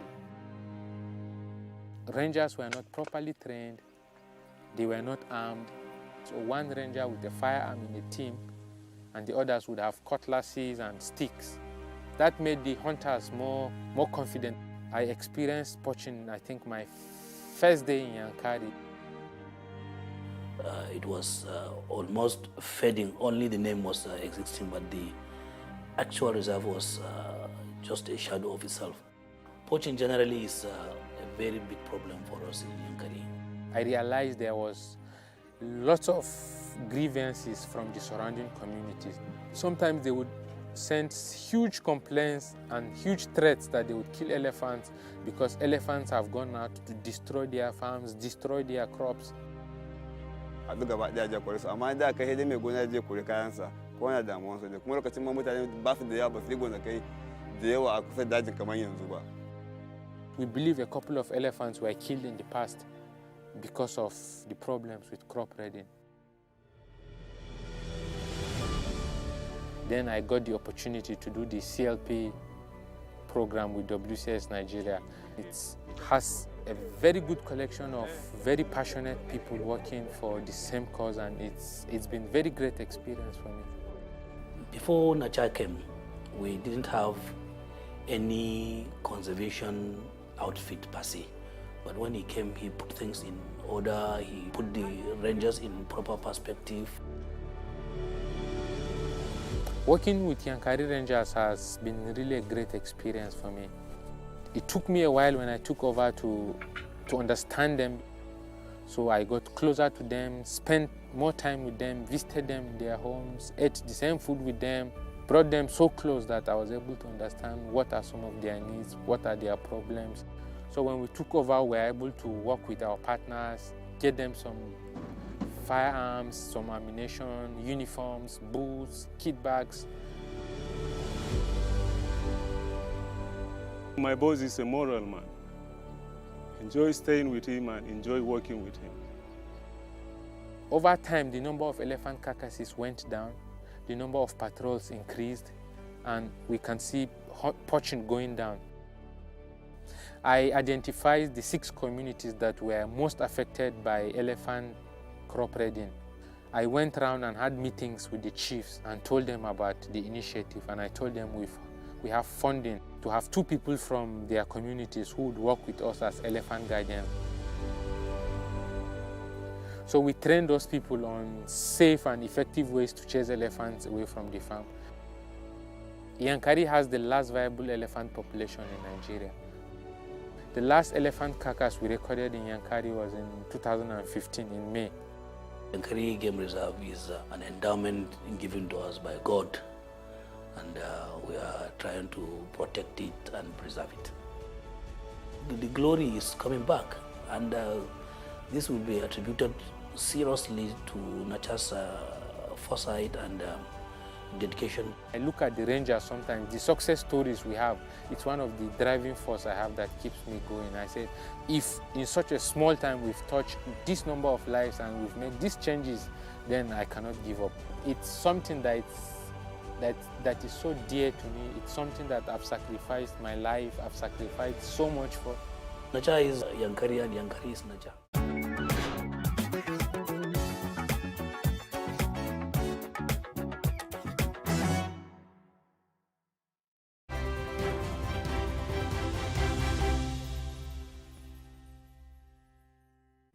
Well, we're back to talk more on The Breakfast this morning. We have Mike Osatui, who joins us this morning, an official of IPMAN. Mike, thank you so much for making our time to be part of the show. Yeah, good morning. Good morning. All right, then let's run through, what exactly oil marketers are saying We have reports saying that the oil marketers have proposed to the federal government that the natural gas dispenser be co-located on their network of gas stations, numbering about 30,000, in order to mitigate the effects of petrol subsidy removal.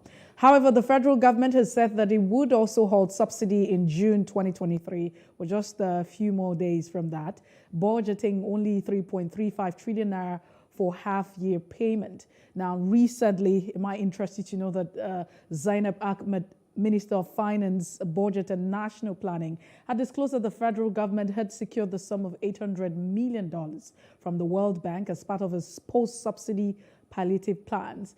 There was a letter that was dated the 3rd of April 2023 that was addressed to Ahmed, the Independent Petroleum Marketers Association of Nigeria.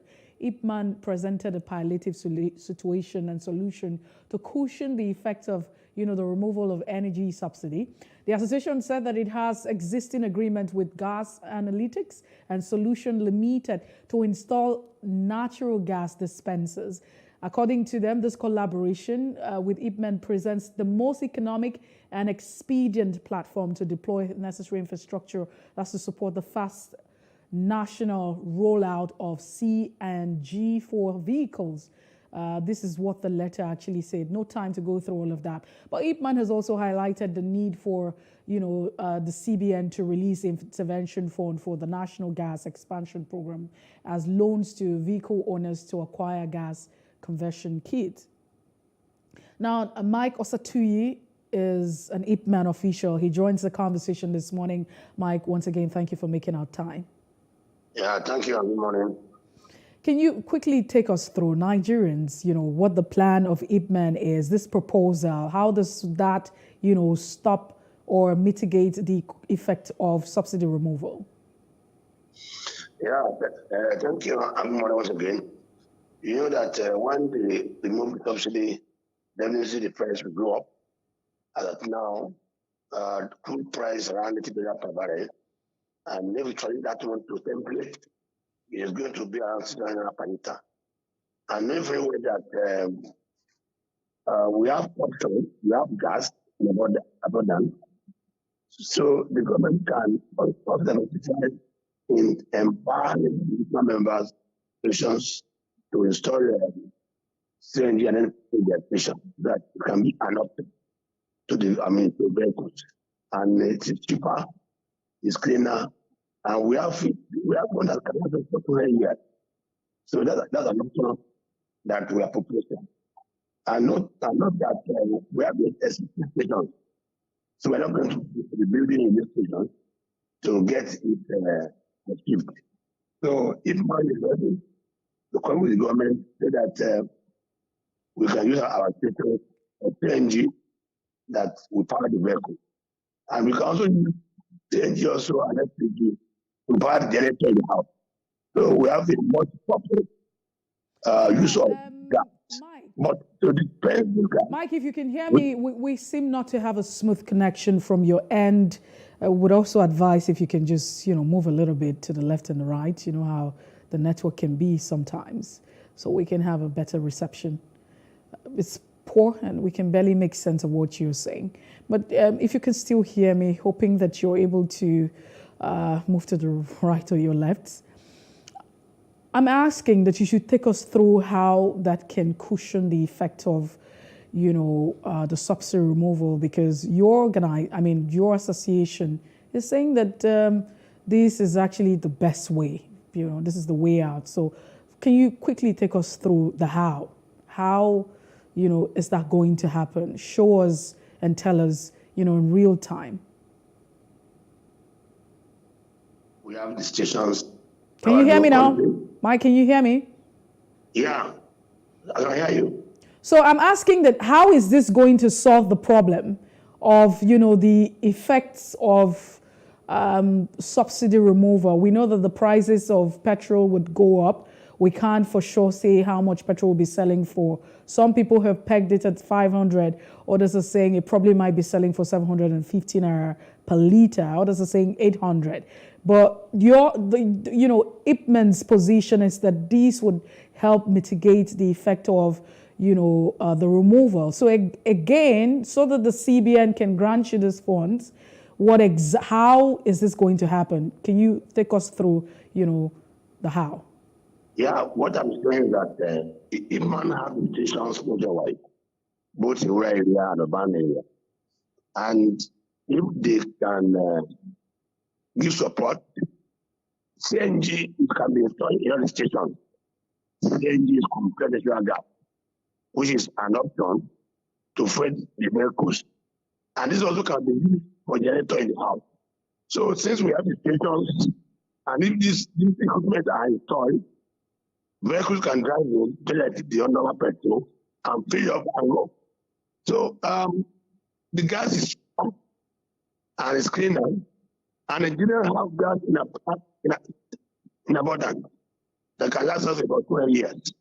So we are proposing an option for the government so that this can mitigate the increasing price of petrol when subsidies removed. Well, so what level is IPMAN on at this point in time in terms of the stage? You're talking about 30,000 dispenser gas station. What's the level that IPMAN is on now, and what's the stage? Yeah, we have a partner, and we are ready to have support from the government so that we have the station already. So it's just for us to get the equipment and get it installed. That's all. So I'm also saying, with the federal government and the funds, the letter that has been put out, where exactly are you at talking stage? Have you moved? What's the response from the government? We have the process on ground already. We have the station, both cities in the Army. So just want the funding from government with my members so that we can get this kind of stations for the benefit of Nigerians.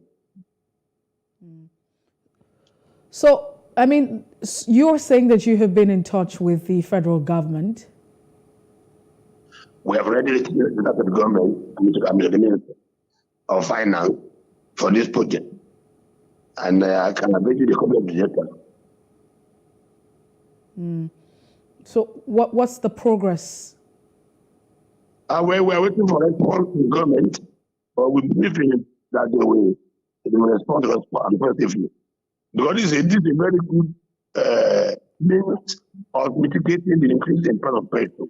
Michael Satoye, what we have to do at this point is just quickly take a short break. We hope that would last for a minute or two so we're able to have a smooth connection and not able to make sense of all that you're saying, unfortunately. Please stay with us.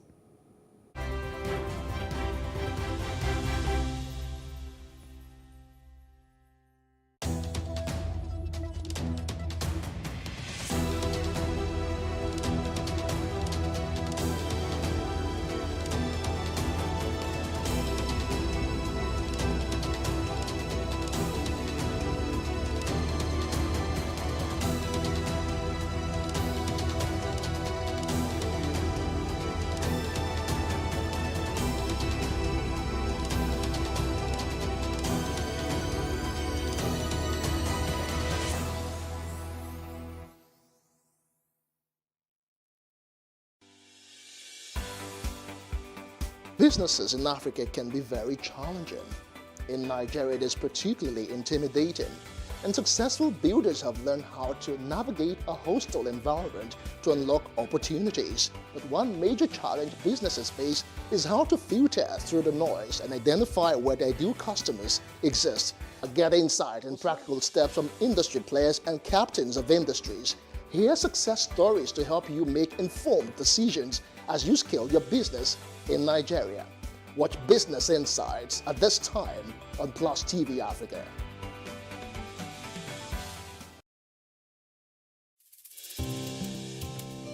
For me, I wanted to change that culture. I didn't believe that until you see a white man or you see a foreigner in the kitchen before you can believe that, good food is going to come out of that kitchen.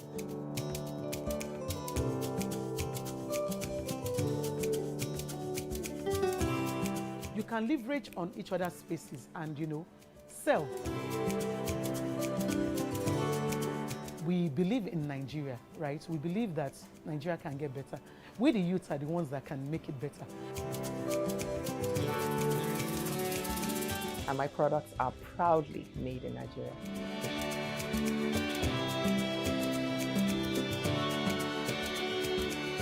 Made in Niger, showing every Tuesday at 10:30 p.m. and repeats on Saturday at 8:30 a.m. Hey, what's up, guys? You're welcome to another edition of Plus Event, and I remain your host, Ifeoluwa Oshukeye. Your absence isn't an excuse anymore, as Plus Events is all you need, as we bring you the glitz, the glamour, and loads of fun. Oh, definitely. Like, no question.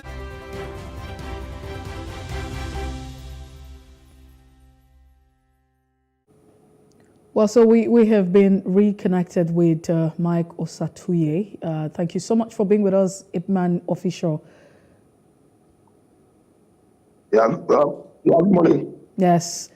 Well, so quickly now, can you bring us up to speed with, the progress that Ipman has made in terms of these gas dispensers, about 30,000 of them, and, where you are now, asking for funds from the Central Bank of Nigeria? You know that this project is a good project, which we need the support of the government. That's why we are waiting to the Minister of Finance and to CBN for support. So I need our support to the government to bring down the price of petrol. In terms of options that the can have access to, because they're not going to get it cheaper, and gas is cleaner. And if we get this thing installed in our stations, vehicles too can drive in and fill up. And we can also use gas for our generator in the house when it's being converted. So all these options are available, which we go a long way in reducing the burden on the market in terms of pricing. So we just let it, go at this point in time. You also have those who are associated with you. A bit of them who were saying that, the federal government should go ahead and suspend the removal of subsidy. Is that also the position of Ipman? No. We are support of removing the subsidy. I'm very 100%. But at the same time, we also preparing the system to the increase in price by installing PNG equipment in our stations so that people can have access to the gas. And gas, we have it abundantly. The work has asked us for 20 years, we have it. We are number 9 in the whole world, and number 1 in Africa in terms of gas is that. So, so we don't have to pay import.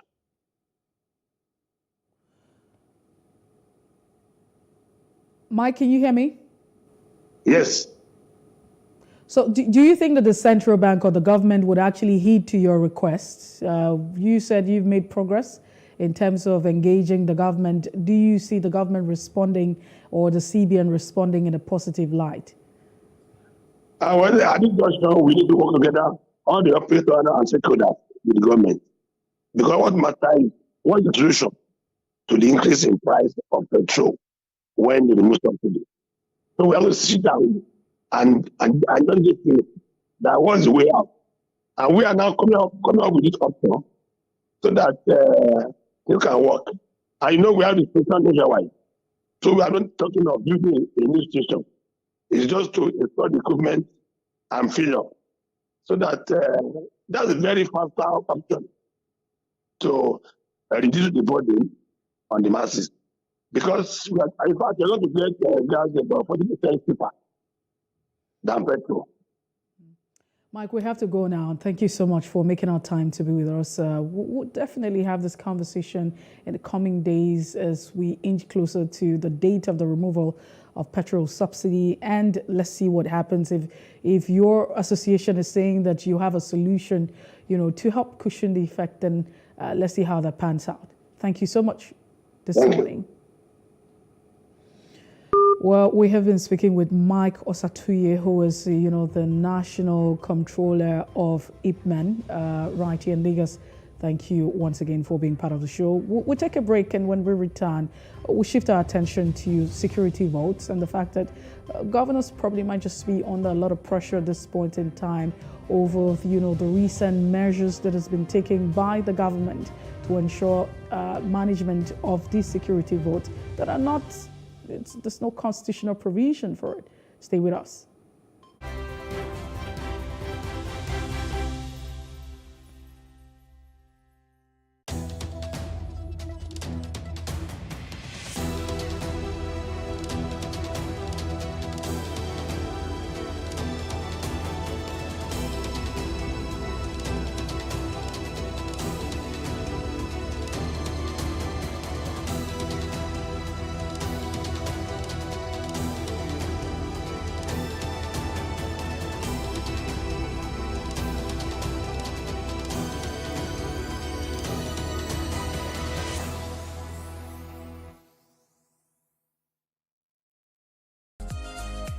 When you hear of drug abuse, what comes to your mind? When we say drug abuse, it seems like something that is so distant, but it's happening every day in our homes. 1 in every 4 persons has mental illness. Regardless of your notion of what drug abuse is, you are sure to get the right meaning here. Welcome to Regardless, an anti-drug abuse television show put together by Christ Against Drug Abuse Ministry.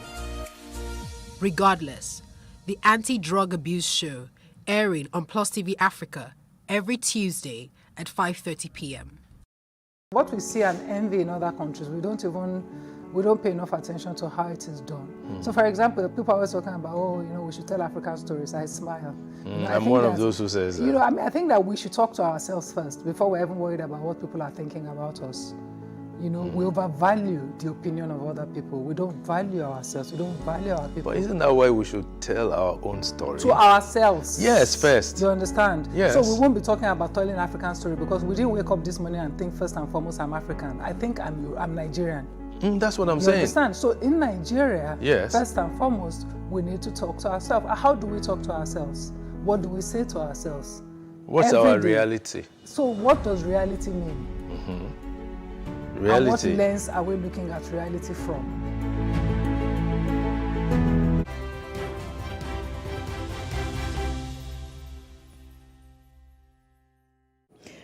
And we're back to the second leg of a conversation this morning. It's something that's been going on for a very long time, especially when the government had made her decision as to how much governors can take out, from the account and how funds are being managed. We will be having joining us this morning. He's joining us via Zoom.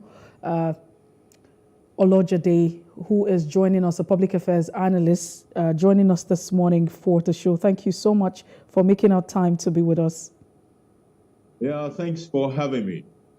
Bola Olojade, once again, good morning. But a bit of a background to what we're about to talk about is that state governors and local government chairmen in the 36 states of the Federation collected over 375 billion naira from public coffers. That was recorded in 2021 as security vote. Now, note that security vote is not provided for in the Nigerian constitution or any known law in the country. The amount excludes what the president and other top government officials collected in 2021 and does not also include what is appropriated for in internal security or budget of the police and security agencies. Now, regrettably, is the fact that despite all of the sums they collect from the public treasury, state governors have not been able to stop the wanton killings, kidnappings, and all of the security issues, breaches, and other criminal activities in their various states, because we hear them every other time. Now, in recent times, governors have come under a lot of pressure over how they intend to spend security votes. This is as the federal government has barred state and local government from operating security votes with commercial banks. Now, governors have come under more pressure over how these votes are spent, and there's been a lot of meeting with the CBN and the EFCC. This, restriction states that any governor who decides to deploy their security votes in cash must open a special account with the Central Bank of Nigeria, that's the CBN, specifically for that particular purpose.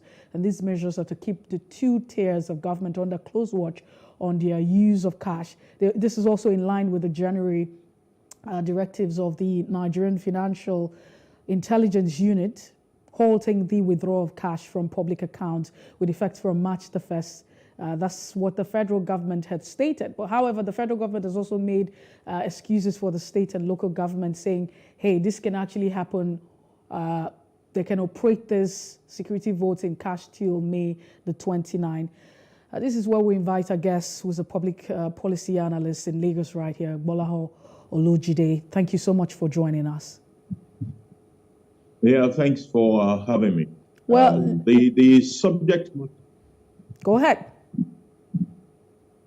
Okay, the subject matter of security vote has been around for a while, and you see, we all know what the attraction. The attraction is about the fact that you can have this pool of cash that you can spend without trail, and you're not accountable for it. So that in itself is a way politicians over the years have been able to amass personal wealth that could be deployed to anything. Sometimes you even see states that are seriously under issues of insecurity. They draw very large amounts of votes. At the same time, they will tell you that they are not responsible for the security, that the security is with the federal government. So it is important that we are at this junction and we are demanding, more or less demanding for accountability with respect to how these votes are being spent. Any money that is in cash is just gone for good. You can't tell who was beneficiary, how much was paid to who, and things like that. So if you leave it to the governors, they will rather want it to remain that way. But we must not, which is why I'm loving the fact that other stakeholders have been pulled into this discussion. The CBN is there, the NFIU is there, and we can all arrive at something that works for the system, and take this power of this abuse, unaccountability, lack of transparency away from the governor. If there is a dedicated account at the CBN, we can at least monitor how much they are withdrawing, on what day they withdraw it, and then people can be able to probably ask questions as to why all these payments that are being done. On the part of the governors too, I want to believe that some of them will start to take steps that will help them to be able to use transfers, electronic channels to make some of this payment that they make in cash. I agree that there will be some payments that may be a little bit tricky when it comes to having to do them via electronic transfer because of the very nature of certain security payments. But even those ones, there must be a way in which the lawmakers in those states can have access to how this money are being spent. So it's a good discussion, and I hope it ends well for the country and as a whole. So in other words, you're saying that you are very excited about this development, the measures that the government has taken, to keep these tiers of government in check.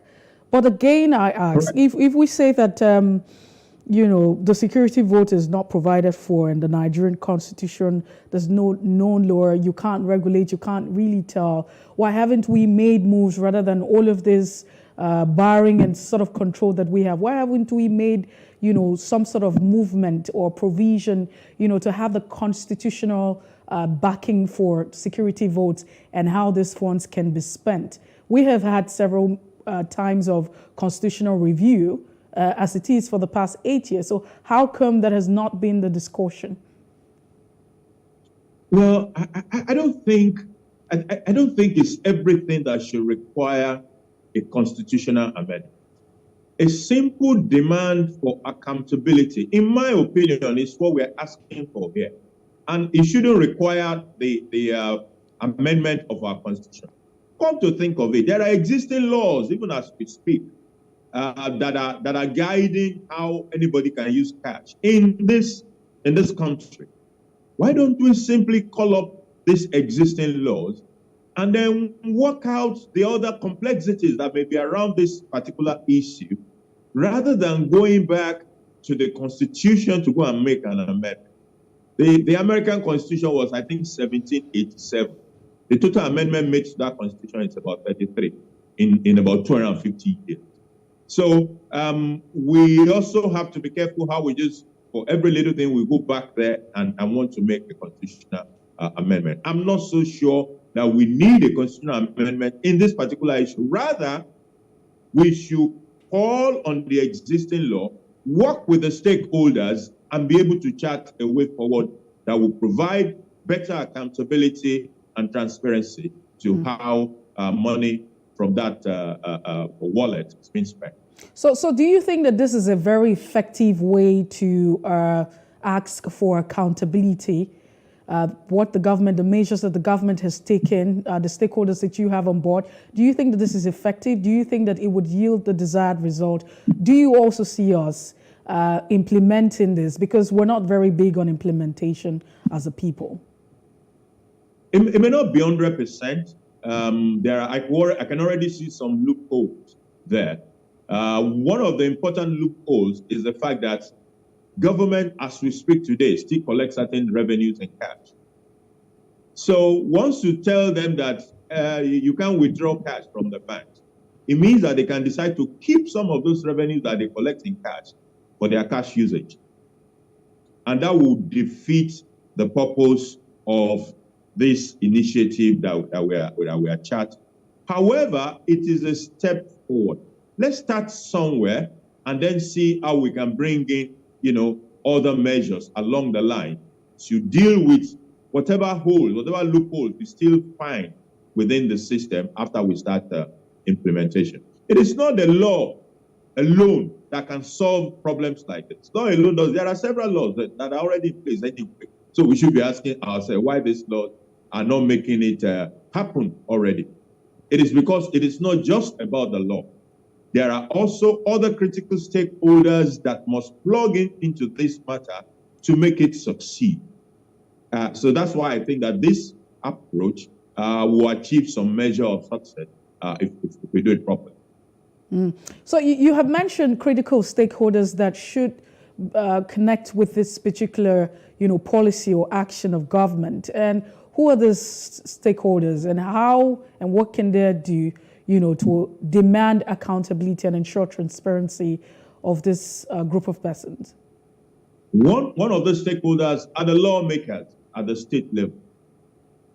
Hitherto, until about maybe 3 weeks ago, these lawmakers, it was a matter of he who pays the piper calls the tune.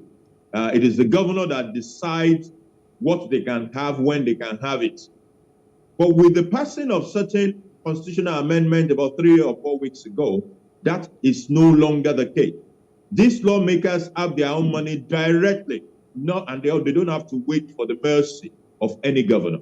What that does is that it strengthens them further to be able to ask questions, to demand accountability at their state levels about how the people's money is being spent by the executive. That is one. Number two, you also have the role of the CBN as the regulator of the banks. When we talk about withdrawing cash, these things are done at the commercial banks, and the CBN is the regulator of this bank. So the CBN can also step into that space to provide specific guidance and for the banks. This is what you can do, this is what you cannot do, and whoever goes against those guidance will be punished accordingly by the regulator. So the regulator is also in that space. The NFIU is in that same space as well. There is a law in place, and it has a responsibility to enforce the law. So it will also step into that same space and ensure that what we are trying to achieve is achievable. So I'm sure that, we have had a similar conversation as to what exactly would be responsible for, the pressure that these governors might be going through, really. And with the meeting that they've had with the EFCC and, of course, other relevant stakeholders in terms of managing this security vote, there are pretty a lot of concerns for them, saying, hey, we also need to, fund, let's say, the police architecture in our states, traditional rulers, all of these funds. And in most cases, there might just also be hiccups with the banks where you can't have effective, transaction. And so there's a need for them to fall back to cash in terms of emergency. Don't we still see a need for them to, hold back to physical cash or get cash and stash it? What we have with banks now might be temporary. We had a situation in which we're trying to implement a cashless policy, and it appears as if the bank infrastructure was not ready for the kind of volumes that came upon it. Now, that is a temporary problem. Over a period, we will move past that problem, and the infrastructure will be robust enough. I want to believe such that even if we want to onboard the entire banking population or in Nigeria and the potential ones, we will be able to do it. So the issue of I want to credit a traditional ruler, but I'm afraid I might not get there, will not be an issue from the perspective of the banks. The infrastructure will be there. However, we still have to understand the fact that there are actually no cashless society anywhere in the world. So the issue is a limit, what I will call a transactional limit. This is how much you can do in cash, not to take the entire cash from them. So those limits will continue to be there. There are limits even under the cashless policy of the CBN. So those limits will be there. It's not as if they will not be able to access cash at all. It is just that we're not going to have the kind of volume of cash that these people have been withdrawing continue to be available for them. No. But just as we move away from this conversation in the meantime, in the interim, is that what could be responsible for the fact that you have these governors collecting this sum? They collect so much for security votes. I mean, there are reports that you probably could have a governor who might be collecting like 24 billion, in a month or thereabout. And then we can't really account for, security of the various states. I mean, if you look at the recent happening, even before this time, the rate of insecurity is on the high. And then you find out that in most cases, some of these police officers in this state are overwhelmed, by, criminal elements and the activities that are going on. So what exactly how do we explain the fact that this governors get this allocation every other time? And then it does not, amount to security and the protection of lives of the people. It is because they can always pass the buck. In every situation in which the governors can pass the buck, they will pass the buck. Oh, there are no roads in my state. It is because the federal government have neglected me. There is no security in the state. It is because security is in the hand of the federal government. The police does not report to me, neither do the military do. So every time that they can pass the buck, they will pass the buck. However, that is not to say that there are no genuine limitations as to what they can do. But as a nation, we need to work out an architecture, a security architecture that is much more effective than what we have had, and fund this architecture properly. We have not done that. We must begin to ask ourselves, how come we had more secured environment in some years past? My favorite example was that when I was growing up, I remember how my father put the whole of the family, wife and the children, into a vehicle, and we drove from Osun to Niger State. Doing what? Just sightseeing, sleeping in strange villages and looking for what was not lost. Will anybody dream of doing that now? And people will not wonder whether you are mentally balanced or not. So whatever made us secure in those years, where people see something and they say something, where people are their brothers watch, where children feel free to walk along the street and are taken care of by the neighborhood. Whatever destroy those structures, we must ask questions and see how we can rebuild another structure that is effective for us. We have situations in which even political leaders in some of these states are involved with this insecurity in itself. Or traditional rulers being involved with insecurity in their own domain. So the issue is more involving, it's more comprehensive, and it requires an attention that is better than what we have seen in the past. Can you imagine what has been going on in the Benue in the last couple of weeks, for example? The security issues. Those issues require that we rebuild the entire security architecture with proper handshake at all levels, from the traditional rulers to the local government, to the state, and then to the federal. It is that proper architecture and handshake that will help us deal with this matter decisively. Then we can talk of how should we fund the architecture. So, but is this the point where we talk about, restructuring? Let's have states control their security architecture, and let's have it right. It is an interesting discussion to bring up all over again. Of course, it has its own challenges, no doubt about that. So, and number one challenge that comes to the mind is where you have some states that are owing salaries, and you say, look, if you now have your own state security force, and you give people uniform and gun, but you refuse to pay them for 6 months, what are you going to be creating in those kind of states? So the capacity to fund it responsibly is one of those issues. But there are states that can fund certain level of additional security for themselves. And those states, I think, should have the right to be able to take up this responsibility and provide security within their state. Of course, there are also the issues of being, the government ruling in each of those states, converting this security in their state to their own for their own personal use, and the pounding of political opponents within the state. That is also there as a risk. But if we don't sit down and discuss these issues with the seriousness it deserves, then we won't be able to take any step further. There have been steps taken, though.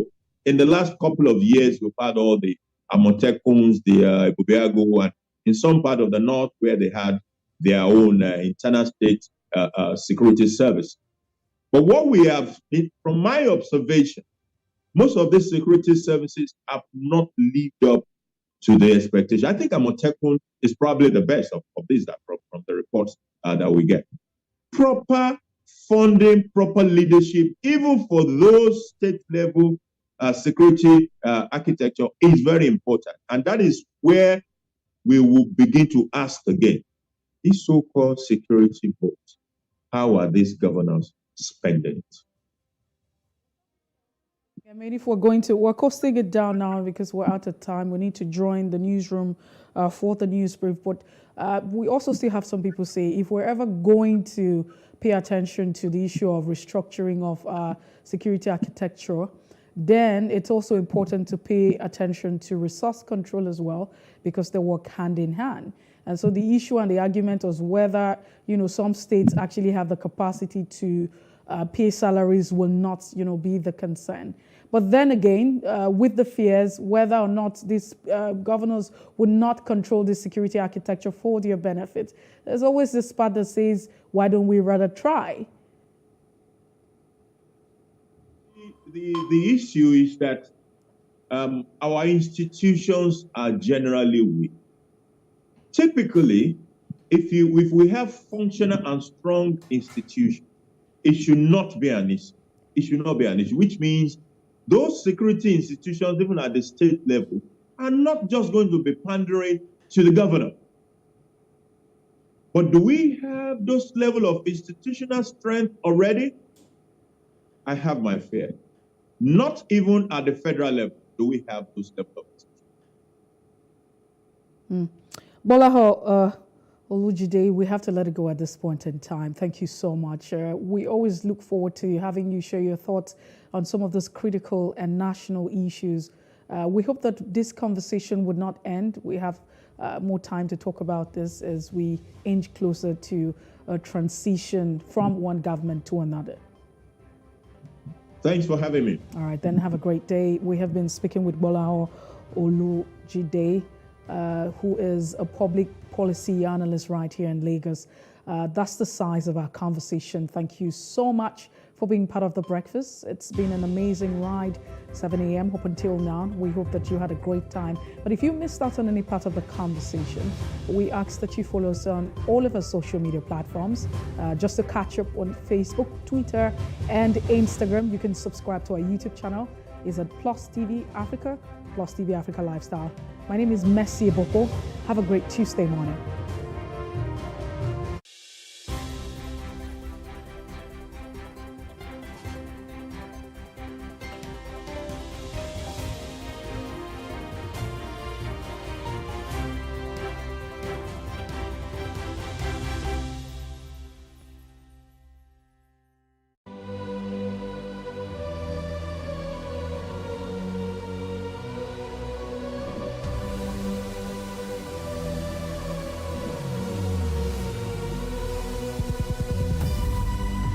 What we do not understand, we will stigmatize. What you can see is the remaining of the tanker that exploded. The suspect equally confessed.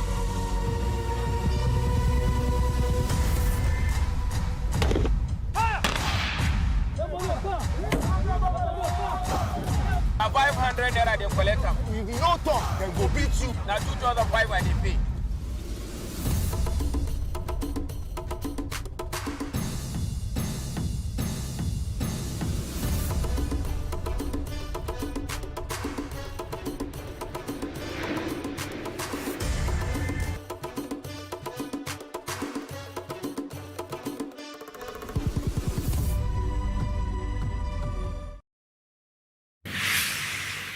So what are the top decisions that the United States considers necessary that Nigeria must take?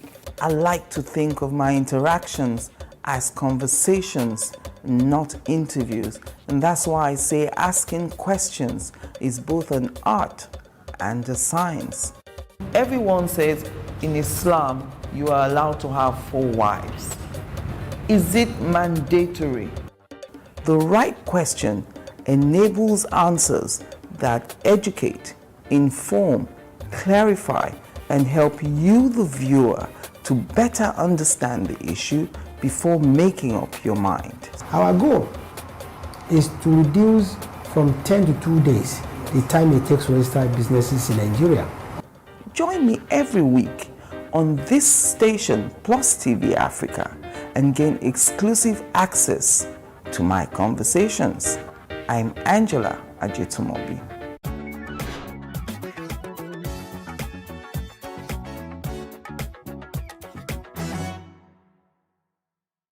See what we want to see, only to save us from pain. My name is Banke Mishidolawal. I'm a makeup artist, and I started doing makeup because it was the next thing to do. Our common sense to find we're struggling.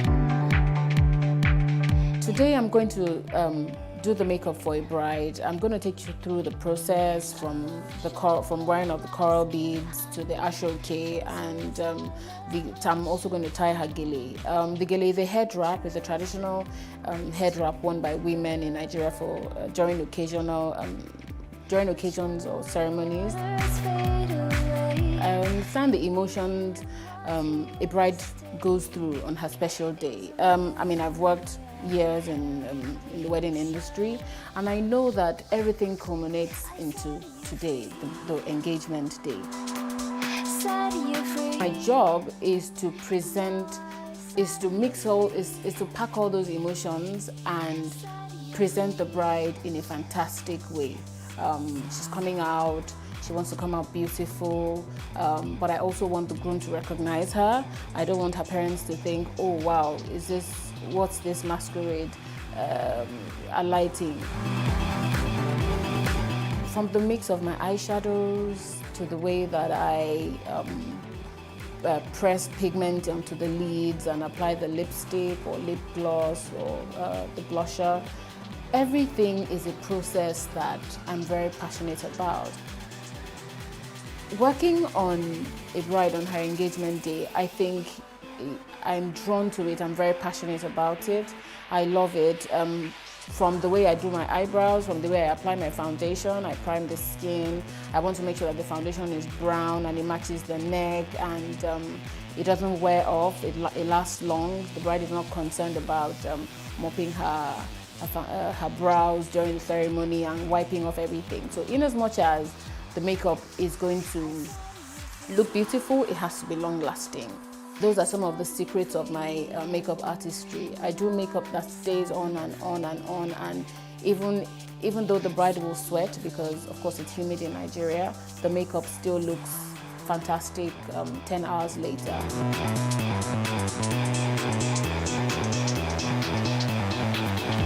The BM Pro Signature Gele is the fan style.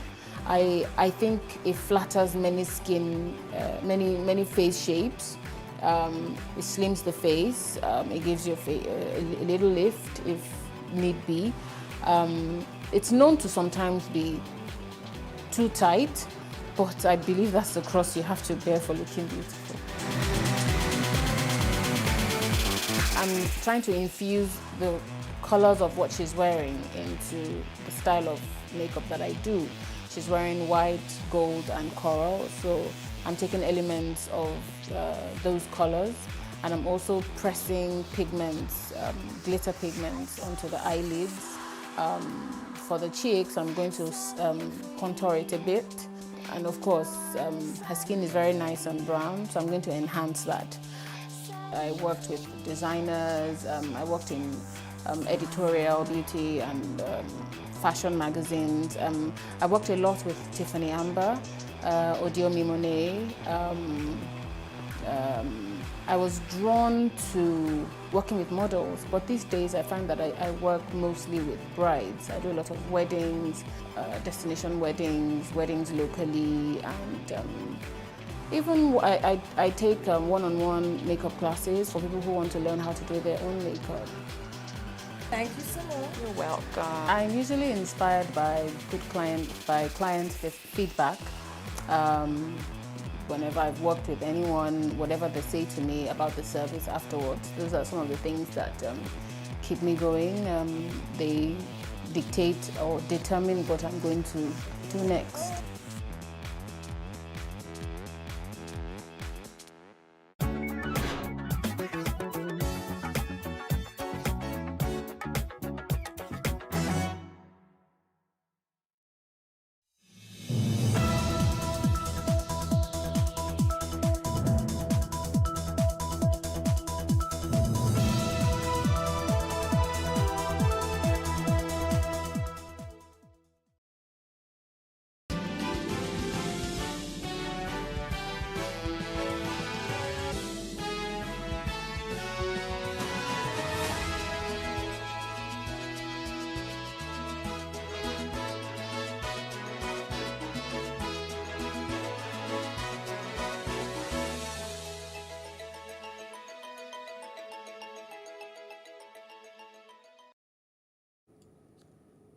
Good morning.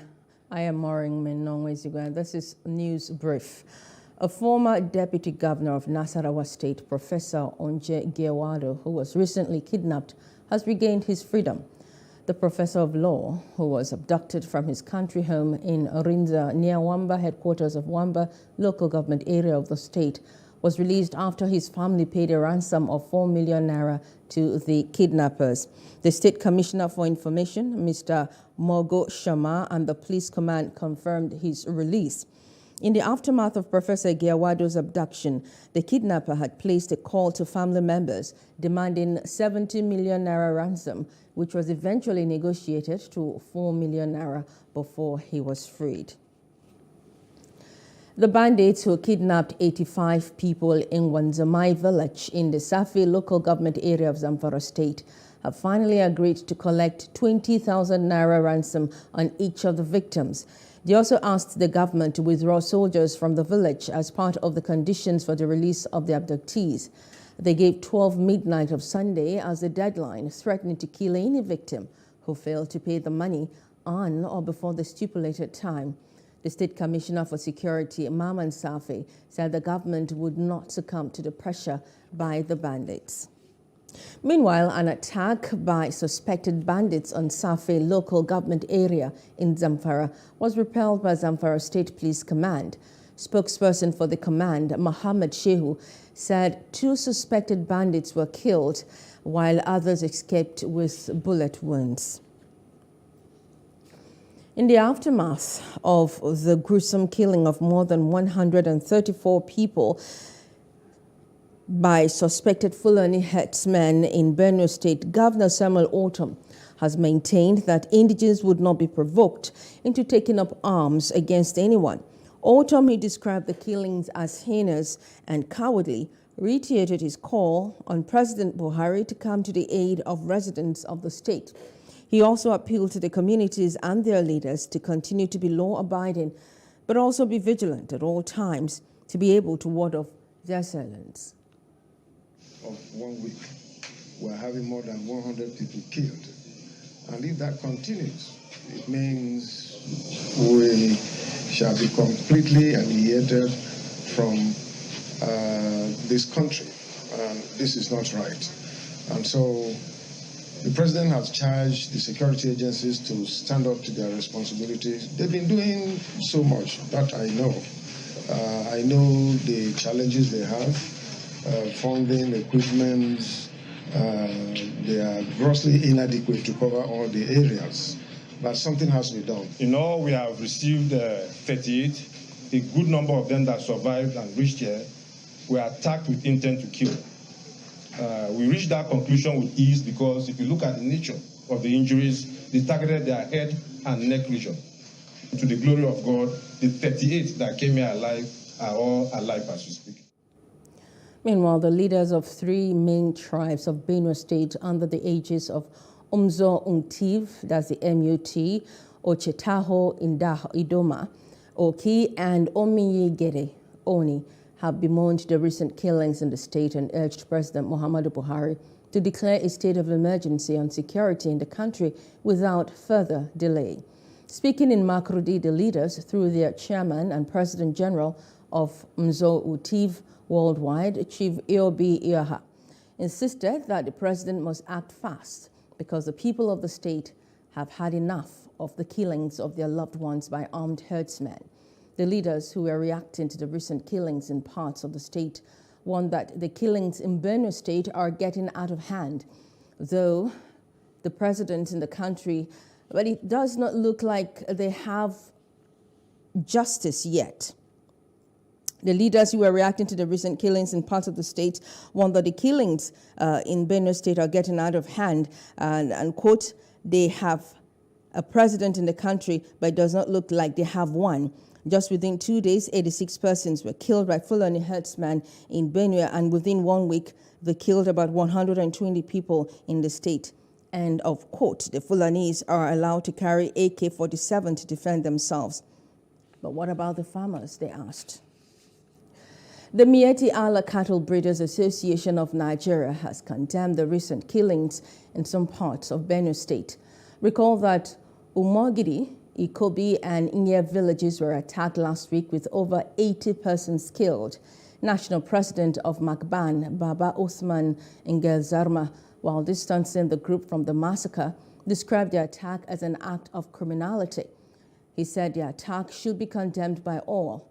Ngel-Zarma lamented that similar attacks were carried out at the Benue-Nasarawa border, where over 30 pastoralists were killed. He added that just a week after that, the Benue State Treasurer of Macban was trailed to his house by criminals and killed. In another development, the presidential candidate of the Labour Party, Peter Obi, has claimed that there has been ongoing organized efforts to demarket and delegitimize the obedient movement. Obi lamented the attacks on his supporters since the completion of the elections. He urged his supporters to view such attacks as the sacrifices that are required to make in order to create a new Nigeria where justice, equity, fairness, love, and prosperity can reign. Elder statesman Edwin Clark has called for the prosecution of Minister of Information and Culture Alhaji Lai Mohammed, saying he is spreading fake news about Peter Obi. Mohammed, speaking in Washington, D.C., had warned Obi that his running mate, Dati Baba Ahmed, against inciting violence over the outcome of the presidential election.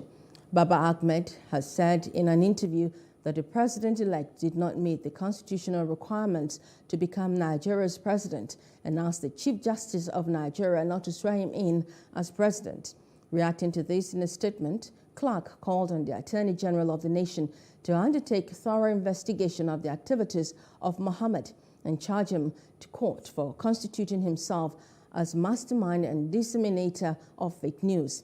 He said most Nigerians are keen observers of what is going on in the country.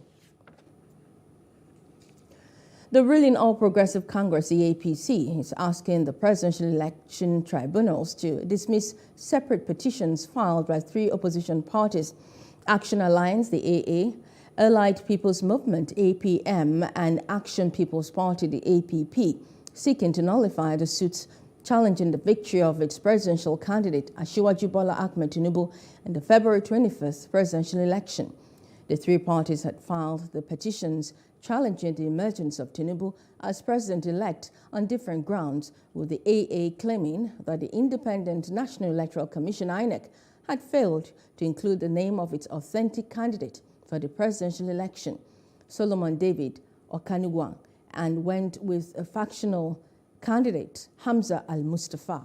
The APC equally faulted the competence of the petition by the APP, arguing that the grounds on which it was found were not sustainable, while describing the petition as frivolous and an attempt to waste the court's time.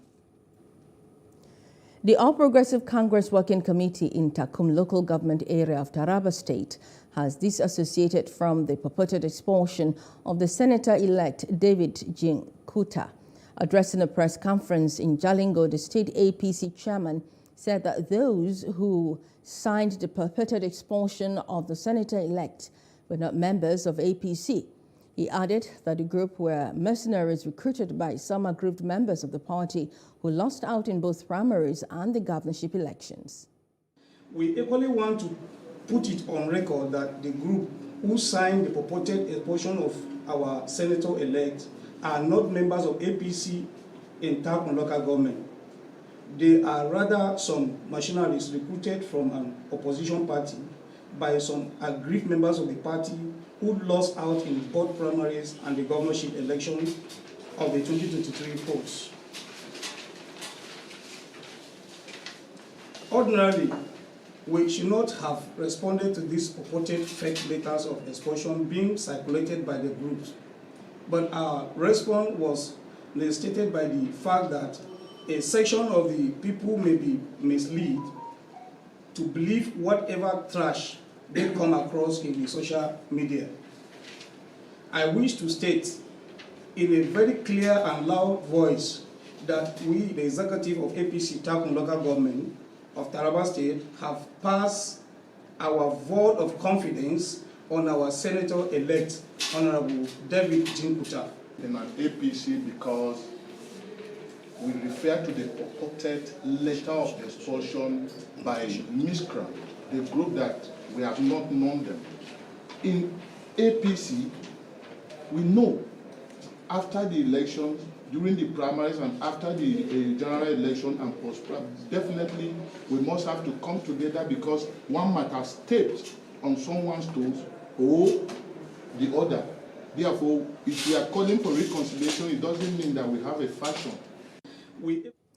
The National Association of Resident Doctors, NARD, has opposed the House of Representatives bill mandating Nigeria-trained medical and dental practitioners to practice for 5 years before being granted full license. NARD made its position known in a communique issued at the end of the Emergency Extended National Officers Committee meeting of the association, which was held virtually over the weekend. According to the statement, the resident doctors expressed shock by the action of the sponsor of the bill, Honorable Ganiyu Johnson, APC Lagos.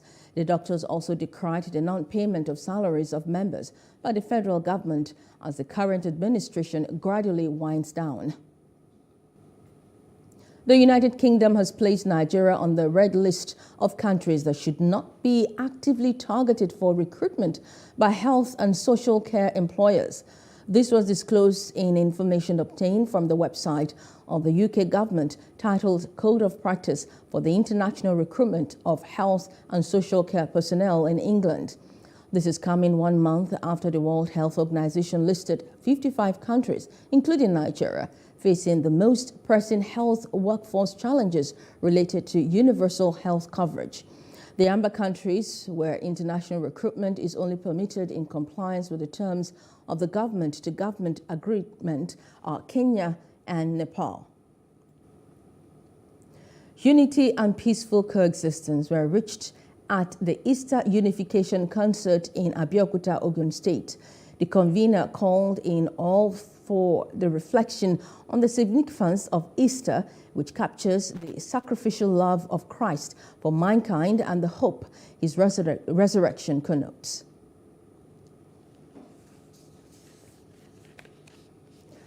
Well, after over 5 months in prison, 259 Chadian protesters who were pardoned in late March were released on Saturday. Coordinator of their lawyers collective said the former inmates left the Monsoro prison located some 300 kilometers east of N'Djamena and arrived home. Thousands of Chadians marched across the country following a call by the opposition denouncing the extension of the transition for 2 years. The move maintained in power Mahamat Idris Deby Itno, who took the reins of the country after his father's death. A court in a high-security desert prison sentenced 262 people to 2 to 3 years in prison after a mass trial with no lawyers. Those convicted were found guilty of, among other charges, unauthorized assembly, destruction of property, and arson. And going outside of the continent, Taiwan President Tsai Ing-wen slammed China's military exercises as responsible for a major country and said they had caused instability in Taiwan and the region. She said she made a comment in a video message made available on Tuesday after Beijing ended 3 days of drills around the island. China, which warned the U.S. not to allow Tsai to visit or meet McCarthy, has never renounced the use of force to bring the democratically governed island under Beijing's control. Taiwan's government strongly disputes China's claims and repeatedly denounced the drills. And North Korean leader Kim Jong-un is calling for strengthening the country's war deterrence in a more practical and offensive manner to counter what it called moves of aggression by the U.S. and South Korea. Kim made comment at an enlarged meeting of the Central Military Commission to discuss ongoing efforts to boost the country's war deterrent to cope with escalating moves of the U.S. imperialists and the South Korean perpetrators to unleash a war of aggression. The state media said North Korea has been reacting angrily to a recent series of the allies' joint military exercises, which KCNA says were intended to prepare for an all-out war and force Pyongyang to explore powerful practical action, including military options.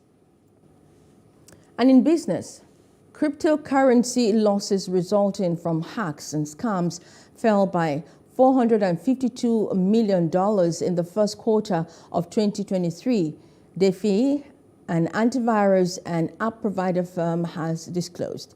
In its latest report titled Reports $452 million lost in crypto in first quarter of 2023, new trends of hacks and scams, the firm stated that this was a 65.23% decline from the $1.3 billion recorded in the corresponding period in the prior year. The report states that crypto losses mounted to a 9-figure amount in March for the second in a row. It said $215 million was lost in March alone. The firm noted out of the 452 million lost in the first quarter, a total of $15 million was lost in just the first 20 days of March, underscoring the rapid pace at which scammers have been operating in recent weeks. While these losses are staggering, they also mark a decrease as compared to the same period in 2022, wherein first quarter saw $1.3 billion lost. It explains the biggest losses in first quarter were due to flash loans issues, which had been on. And in entertainment, Jade Osiberu shares what is on the horizon for her terms of new films following the release of her latest movie, Gangs of Lagos. The crime thriller is part of her 3-year overall deal with Prime Video to develop the produce original scripted TV series and feature films, a first of its kind in Nigeria. According to the filmmaker, her next works will span various genres, including rom-com, murder, mystery, and supernatural thriller.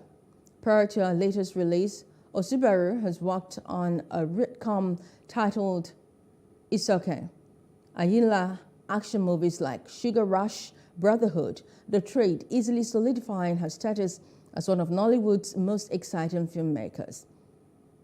Her new movie, Gangs of Lagos, the first Prime Video original film from Africa, follows 3 friends chasing their dreams and destiny on the dangerous streets of Isale-Eko.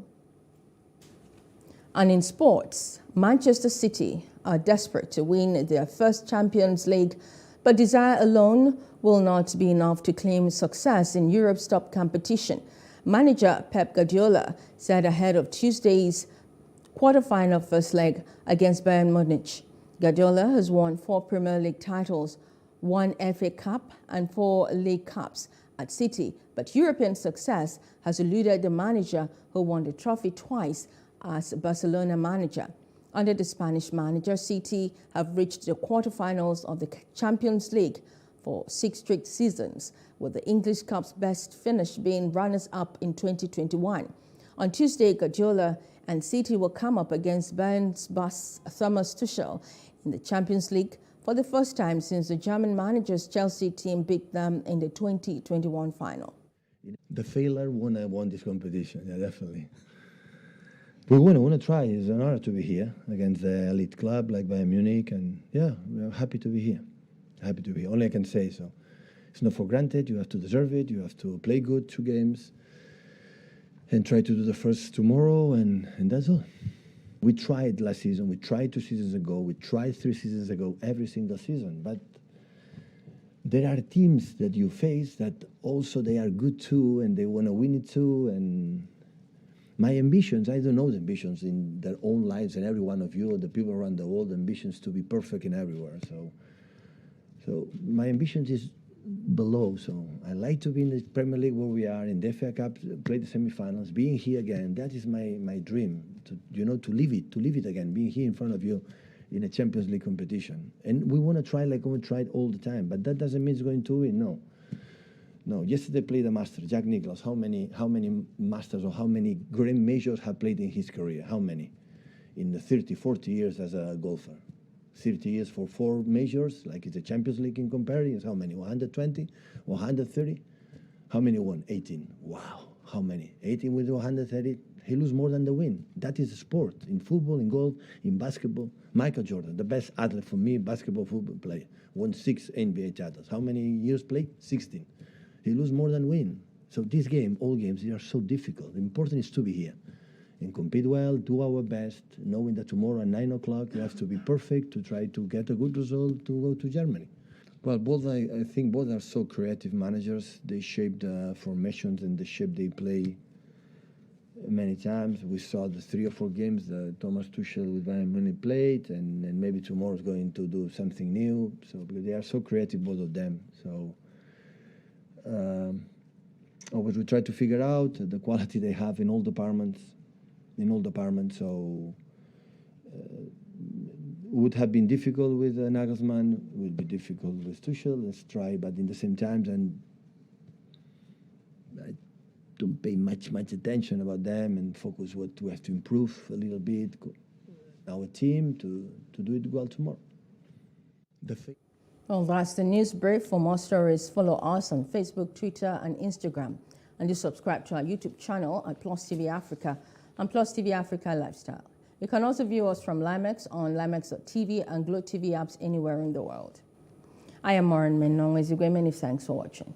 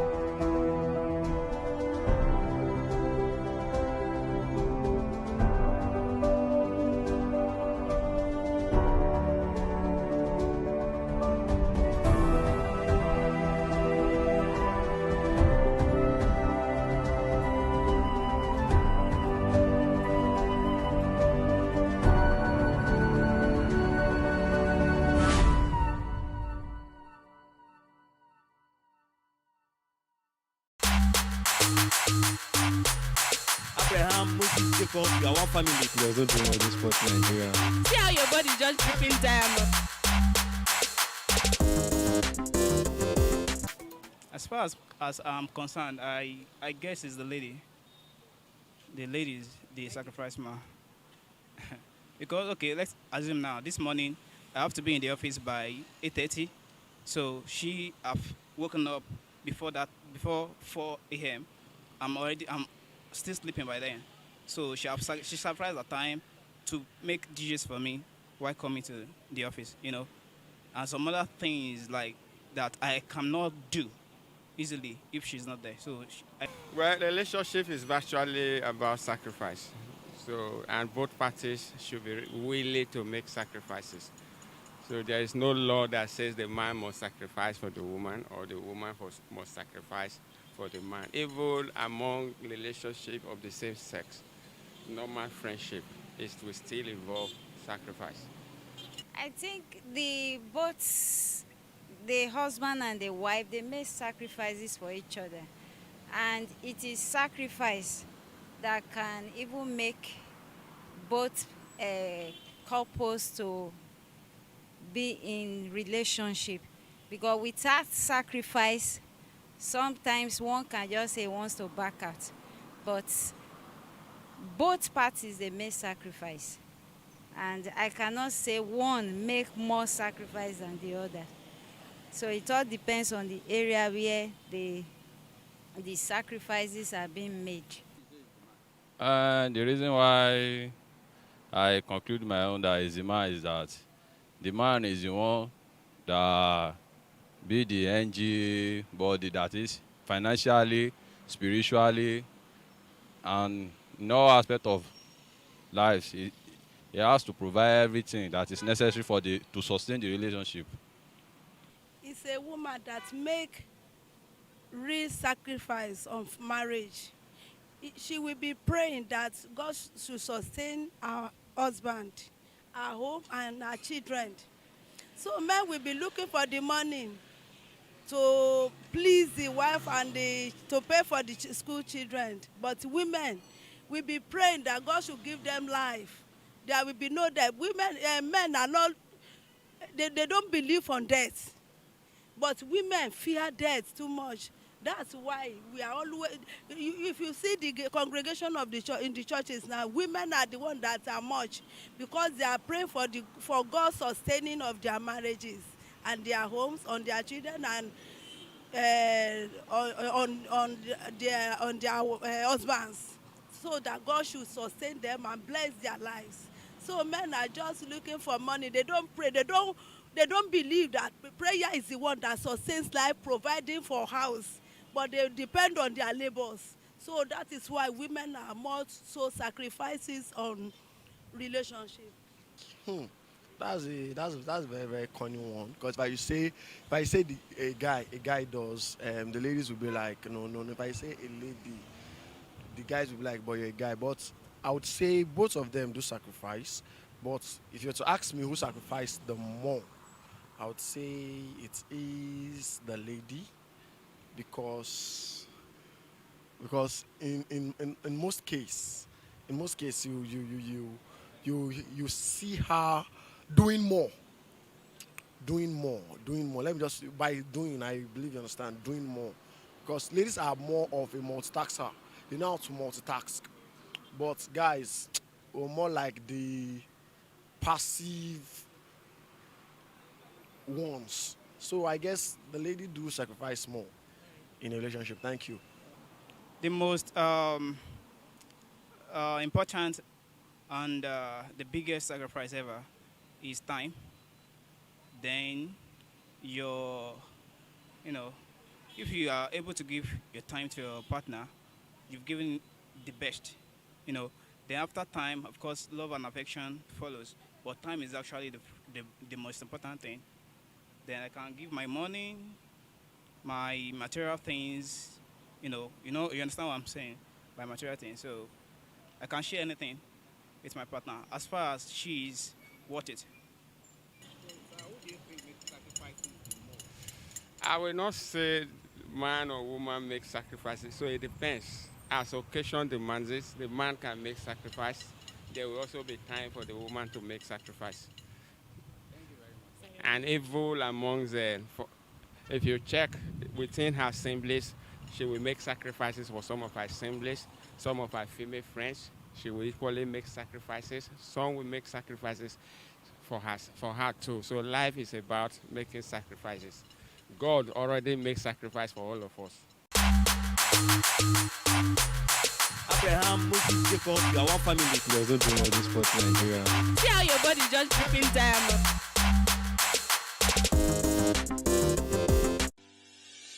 Increase the reach of your events or business services. To advertise on Plus TV Africa, please call 0906 000 5719 or 0909 040 8408, or send an email to marketing@plustvafrica.com. Plus TV Africa. Big stories live here. In raising our kids, parents should stop playing God. The internet is actually using the people. But when you are looking for money to help other people, then it becomes easy. Don't rush into marriage. I always say this. You rush in, you rush out. Family is the bedrock of every society and the essence of life. On Today with John and Helen, we dig deep into family values in every sense of the word. Join us every Saturday at 9:15 a.m. on Plus TV Africa, DSTV channel 408. With you, we play a part in strengthening the values passed from generation to generation.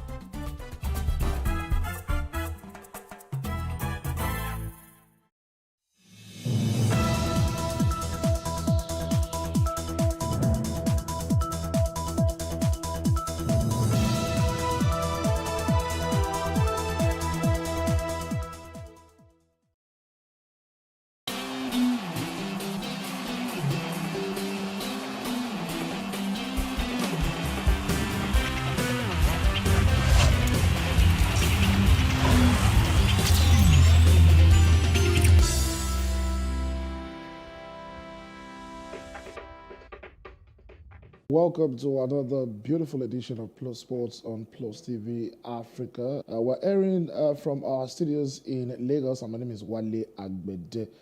Of course, your host right here on the show. This morning, I did promise that on the evening edition of the show, we'll be going deeper into the conversation around what now looks like a more open title race than it was a few days ago, because Arsenal dropped points.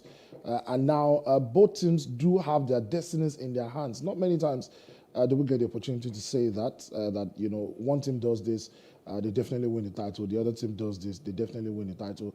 Are there in between? So what are the analysis? What are the numbers? What are the permutations This and many more will be dissecting on this evening's edition of Plus Sports on Plus TV Africa. Joining me to do all of that today is the sports editor of the Daily Post newspaper.